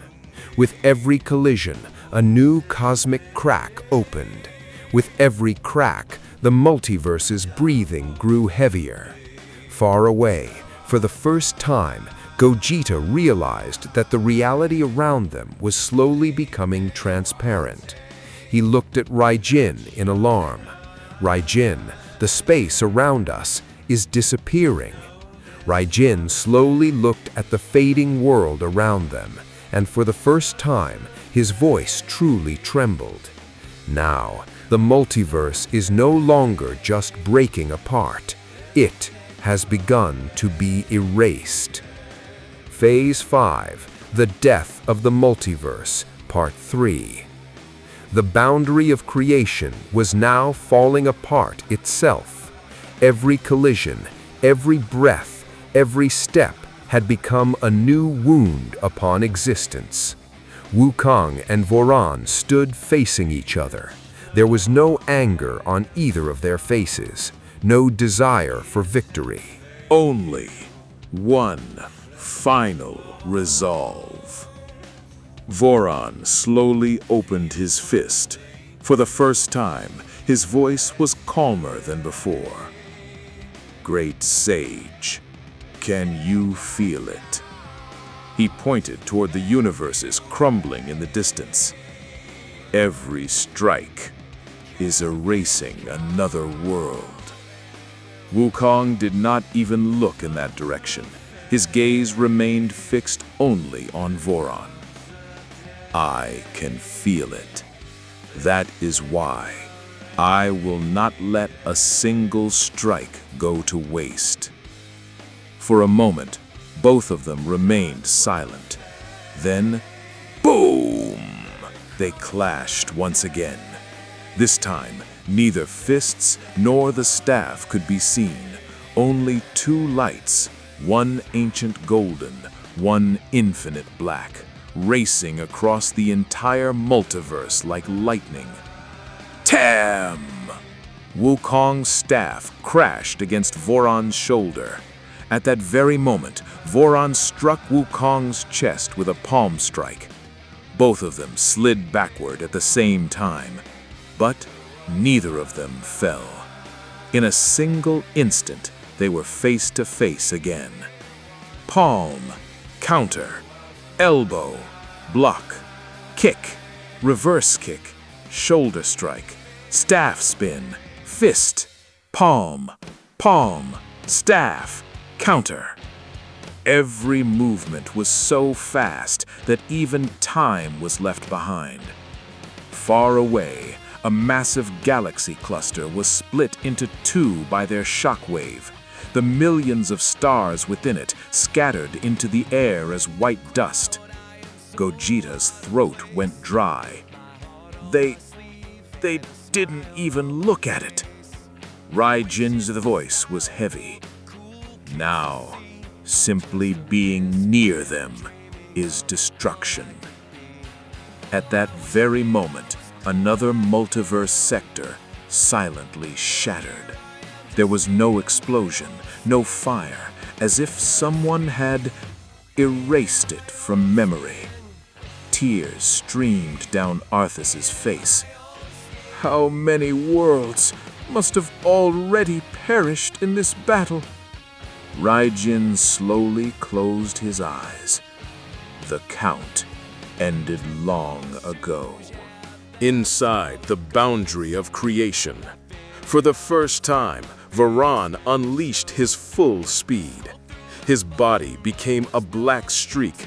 He attacked from above, below, right, left, from every direction at once. Every strike broke one of the laws of creation. But Wukong had changed as well. He closed his eyes. He was no longer seeing, he was sensing. Every vibration in the air, every wave of energy, every intention, every strike. Damn! Without looking, he caught Varan's fist. Damn! Without turning around, he blocked his kick. Damn! The staff spun behind him, forcing Varan to step back. Varan smiled faintly. Now I understand. You are no longer fighting with your eyes. You are fighting with your inner awareness. Wukong replied softly, "When the heart is pure, the eyes are no longer needed." Hearing those words, for a brief moment, deep respect appeared in Varan's eyes. That is why you are the great sage. He raised both hands toward the sky. Countless pillars of black light erupted throughout the entire boundary of creation. Each pillar was equal to an entire universe. Gogeta was astonished. These markings, they weren't there before. Raijin slowly said, "These are not markings. They are the history of that staff. Every era, every battle, every master, every disciple, they all live within it." At that very moment, Wukong swung the staff with all his strength. A massive golden circle spread throughout the boundary of creation. Varan also extended his hand. The black cosmic sphere opened behind him. Before the two energies could even collide, the cracks across the entire multiverse began growing even deeper. Far away, one after another, the lights of countless universes began to fade, as if someone were extinguishing lamps across the endless sky. Gogeta's face turned pale. "Raijin, what will happen now?" Raijin answered in a very quiet voice. "Now, the multiverse is no longer trying to survive. It is writing its final chapter." And at that very moment, the echo born from Wukong and Varan's next clash resounded throughout all of existence. At once. Far away, the oldest boundary of the multiverse slowly began breaking apart into particles of light. Phase 5, the death of the multiverse, Part 4. Throughout the entire multiverse, there was no longer silence. Now, there was only the sound of breaking. From every direction, the walls of reality were cracking. The stars were going out one by one. The galaxies seemed to be taking their final breaths. And in the midst of it all, inside the boundary of creation, the two great warriors continued to fight. Damn! The golden staff slammed into Varan's wrist. Varan immediately drove his other fist into Wukong's shoulder. Boom! Both of them slid backward at the same time. But without wasting even a single moment, they faced each other once again. Palm strike, counter, shoulder lock, reverse throw, staff spin, elbow, kick, palm, fist, staff. Every movement was so precise, as if each of them already knew the other's next move. Watching from afar, Gogeta slowly said, "This isn't a fight. It's a conversation." Arthas looked toward him. "What do you mean?" Raijin's eyes remained fixed on the battlefield. They are reading each other through every attack. Every counter is an answer. Every new strike is a new question. At that moment, Varan suddenly stepped back and took a deep breath. He looked at the multiverse crumbling around them. The endless universes were slowly turning into particles of light. For the first time, his voice sounded heavy. "Great sage, it is still not too late. Wukong remained silent.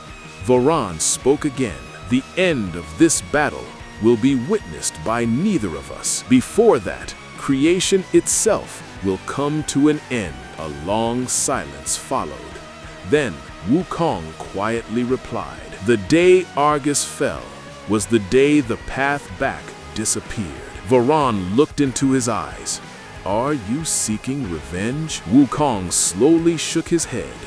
"No, I am keeping a promise." After hearing those 4 words, Voron remained silent for a few moments. Then he closed his eyes. Thousands of ages ago, I believed that the most beautiful creation was the universe. He slowly opened his eyes, but this time his gaze was fixed on Wukong. But today, I have realized my most beautiful creation is a warrior. The entire battlefield fell silent. Gogeta slowly looked toward Wukong. For the first time, he heard neither arrogance nor challenge in Voron's voice, only the truth. Wukong rested his golden staff upon the ground and said in a calm voice, "If the Creator respects his own creation, then today's battle will not be in vain." For a brief moment, both of them lowered their weapons, not because the battle had ended, but because both had come to understand that the one standing before them was not merely an opponent, he was an era. But that moment of peace did not last for long. Crack! Another part of the boundary of creation shattered. This time, the crack was so deep that beyond it, entire universes could be seen dissolving into white light. For the first time, Raijin's expression changed. No, the collapse is now beyond control. Gogeta asked in alarm, "What do you mean?" Raijin slowly replied, "Now, whether Wukong wins or Voron, the multiverse still won't survive." Those words had barely finished echoing when suddenly, from the deepest part of the boundary of creation, an ancient heartbeat could be heard. Thum, thum, thum. Neither Wukong nor Voron had ever heard that heartbeat before. Both of them turned toward that dark abyss at the same time. Voron's eyes narrowed. This, how is it here? And for the first time, a deep seriousness appeared on Great Sage Wukong's face as well. The battle was still continuing, but it felt as though, beyond the boundary of creation, something else had also awakened. The boundary of creation was now counting its final breaths. Cracks everywhere, scattered light everywhere, silence everywhere, broken only by the clash of 2 warriors, Wukong and Voron. For a few moments, the two simply looked at one another. Neither spoke, neither made the first move. Then, both of them vanished at the same time. Boom! This time, the multiverse did not even hear the explosion. It only felt its impact. Far away, 7 galaxies split into 2 in a perfectly straight line. Wukong and Voron shot through the gap like lightning. Damn! The golden staff collided with Voron's fist. Voron tried to seize the staff, but Wukong instantly changed his grip. The staff spun within his hand. Reverse strike, palm, shoulder hit, low kick. Voron slid backward, but before he could fall, he regained his balance in midair. he launched a kick straight into Wukong's chest. Thoom! Wukong was sent crashing backward through several collapsing asteroid belts. But he planted his foot on a massive asteroid, and using that very momentum, charged back toward Voron. The two collided once again. Damn! Damn! Damn! There were no techniques anymore, only pure martial arts. Every punch answered with another punch. Every kick answered with a counter. Every throw answered with a recovery. Watching from afar, Gogeta's eyes grew tired from trying to follow them. I can't even see them anymore. Raijin's voice was heavy. Don't look, feel. This speed was never meant for the eyes. At that moment, Voron grabbed Wukong's wrist. He spun his entire body and hurled him toward a dying white giant star. The moment Wukong reached the star, he spun the staff. The entire star rotated beneath him, and that very gravity carried him right back in front of Voron. A gleam appeared in Voron's eyes. Every single time, you turn my own attack into your strength. Wukong answered directly. That is what battle is.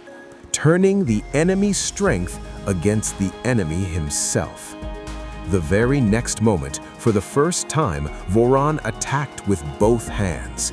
His strikes were not direct. With every attack, he bent the reality around them. At one moment, up became down, then right became left, then back became front. The direction of the battlefield changed every moment, but each time, Wukong regained his balance. The golden staff became a shield, then a sword, then a spear, then simply a support. Arthas quietly said, "Master is creating every weapon from the same staff." Raijin smiled. No, the staff isn't changing. The way he uses it is. Another clash. Crash. This time, another part of the boundary of creation shattered. From that crack, infinite white light poured out. Far away, the lights of countless universes went out at once. Gogeta's voice trembled. Raijin, how many universes have already perished? Raijin gave no number. He simply said, "Now, numbers no longer have any meaning. Every moment has become the final breath of some world." Meanwhile, Voron and Wukong faced each other once again. Their clothes had been torn apart. Their bodies bore the marks of battle. Yet, the light in their eyes shone brighter than ever before. Voron smiled faintly. "Great sage, the more I fight you, the greater my respect for you becomes." Wukong rested the staff on his shoulder. "And mine, my resolve to end this battle." Both of them assumed their fighting stances at the same time. Once again, silence spread across the entire multiverse. Far away, a new crack appeared in the oldest wall of reality. Raijin looked at that crack, and his color drained from his face. He whispered softly, "It is too late now." Gogeta immediately asked, "Too late for what?" Raijin closed his eyes. The multiverse has now entered its final stage. And at that very moment, Wukong and Voron charged toward one another once again. This time, there were not only shockwaves behind them. Behind them, the entire multiverse moved forward, taking its final breath. The multiverse was no longer surviving. It was disappearing One by one, the lights of the universes were going out. Somewhere, galaxies were dissolving into white light. Somewhere, time itself was losing its existence. And somewhere, entire realities, without any explosion, were simply disappearing. In the middle of the boundary of creation, Wukong and Voron once again stood face to face. Both of their clothes had been torn apart in battle. Both of their bodies bore deep wounds. But the same fire still burned in their eyes. Behind Voron, his living dark matter veil had spread across the entire void. Within it, countless galaxies were shining for the final time. The strange, ancient aura flowing from Wukong's body had also reached its peak. Cracks had already appeared on his golden staff. Even then, his grip had not weakened in the slightest. Voron looked at the multiverse disappearing around them, then at Wukong. Great sage, nothing can be brought back now. Wukong looked at him calmly. I know. Voron remained silent for a few moments. Then, that same warrior's smile returned to his face. Then, until the end? Wukong's grip tightened around the staff. A very faint smile also appeared on his face. Until the end. Boom! Both disappeared again. The golden staff and the creator's fist began colliding again and again. Damn! Wukong's staff swung toward Voron's ribs. Block. Voron's elbow shot toward Wukong's face. Dodge. Wukong ducked down. The staff spun. Voron leaped into the air. Wukong followed him. Damn! A palm strike landed on Voron's chest. Voron was pushed backward, but he grabbed Wukong's hand. A powerful spinning throw, Wukong tore through countless broken layers of space and crashed far away. But in the very next moment, the golden staff extended to an infinite length. Wukong grabbed it and pulled himself straight toward Voron. Crash! Their foreheads collided. Another cosmic fracture, another universe went dark. Far away, Gogeta was now on his knees. His blue aura was almost completely gone. Arthas stood with the support of his sword. Raijin's barrier was growing weaker with every passing second. Crack! Another crack appeared across the barrier. Raijin looked upward. The answer was clear on his face. That's it. No more. Gogeta looked at him. What do you mean? Raijin was about to say something, but before he could, Whoom! Space tore apart behind them. But this fracture had not been created by Wukong and Voron's battle. A massive, ancient portal opened. A shadow emerged from within it. Wukong's eyes turned toward it for a moment, and he recognized him immediately. Yasha. Yasha stepped out of the portal. There was no surprise in his eyes, no fear, only pain. He looked at the multiverse disappearing around him. Then, at his old friend, Wukong.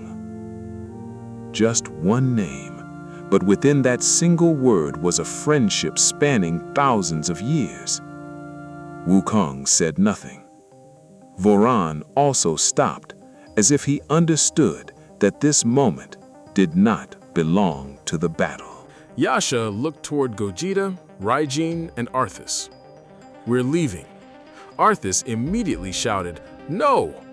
I'm not going anywhere without Guruji. He began moving toward Wukong. Guruji, we'll fight together. Argus is gone. I can't lose you too. Arthas. Wukong's voice echoed. Arthas froze where he stood. Wukong looked at him.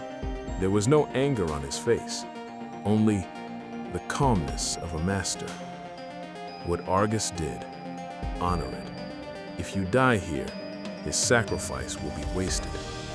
Tears began flowing from Arthas's eyes. He clenched his teeth. But Guruji!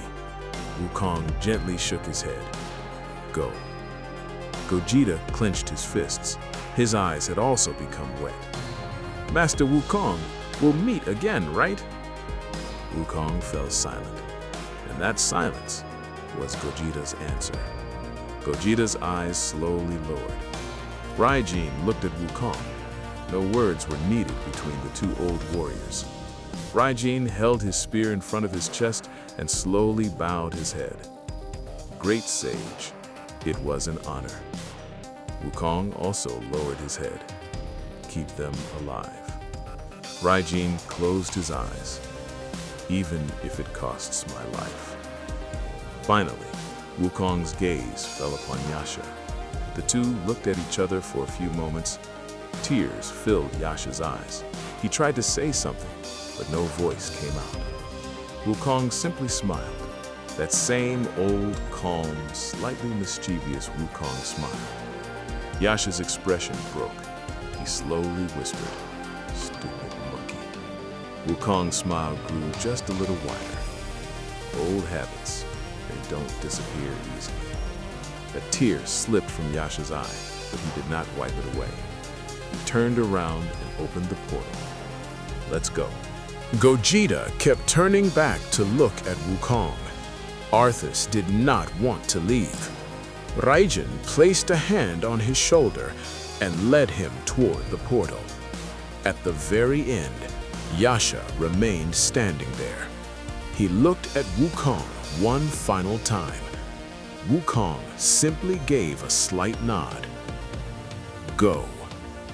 Yasha closed his eyes and entered the portal. The portal closed. Now, there was no spectator, no disciple, no friend, no one left to save them. Only Wukong and Voran. Voran looked for a few moments at the place where the portal had been. Then he looked at Wukong. Good friends? The best. Voran smiled. Then let us give them an ending worth remembering. The warrior spark returned to Wukong's eyes once again. Now you said the right thing. Dome.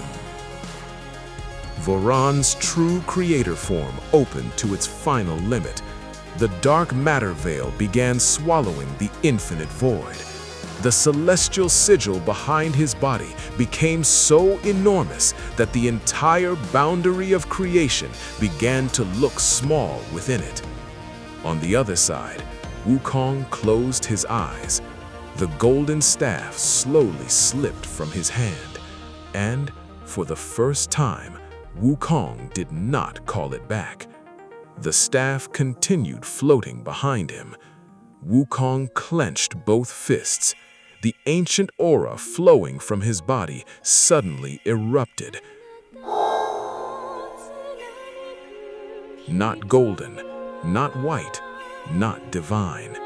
As if endless ages had awakened within a single body. Voran's eyes lit up. So this is your full power. Wukong opened his eyes. This isn't my power. For a moment, Argus's smile appeared in his mind. Then Gogeta, Raijin, Arthas, Yasha. What you're fighting is the power of every person who brought me this far. Voran clenched his fists. Then, I will answer you as well, with the Creator's full power. Both lowered their bodies. On one side, the Creator of creation. On the other, the Great Sage.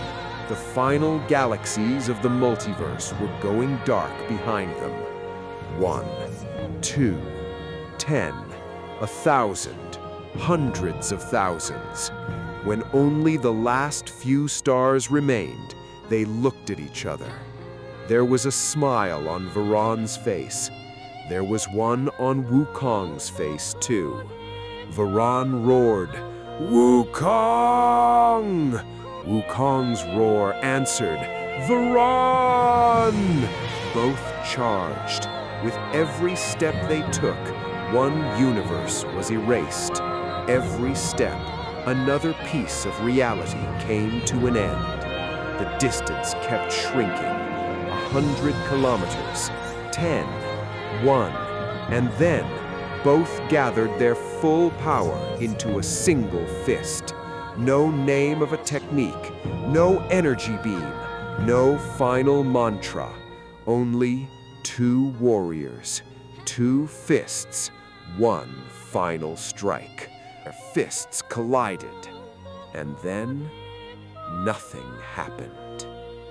For one moment, everything was silent. Varan and Wukong's fists were still pressed against each other. Both were looking into each other's eyes. Then Varan smiled faintly. "Great sage, what a battle." Peace settled into Wukong's eyes. He smiled as well and said, "Creator, not bad." Varan gave a soft laugh. Wukong did too. And then, from their feet, light began to rise. Slowly, both of their bodies began turning into particles of light. First their feet, then their hands, then their bodies. The remaining multiverse around them also, along with them, began dissolving into white light. In the final moment, Wukong closed his eyes.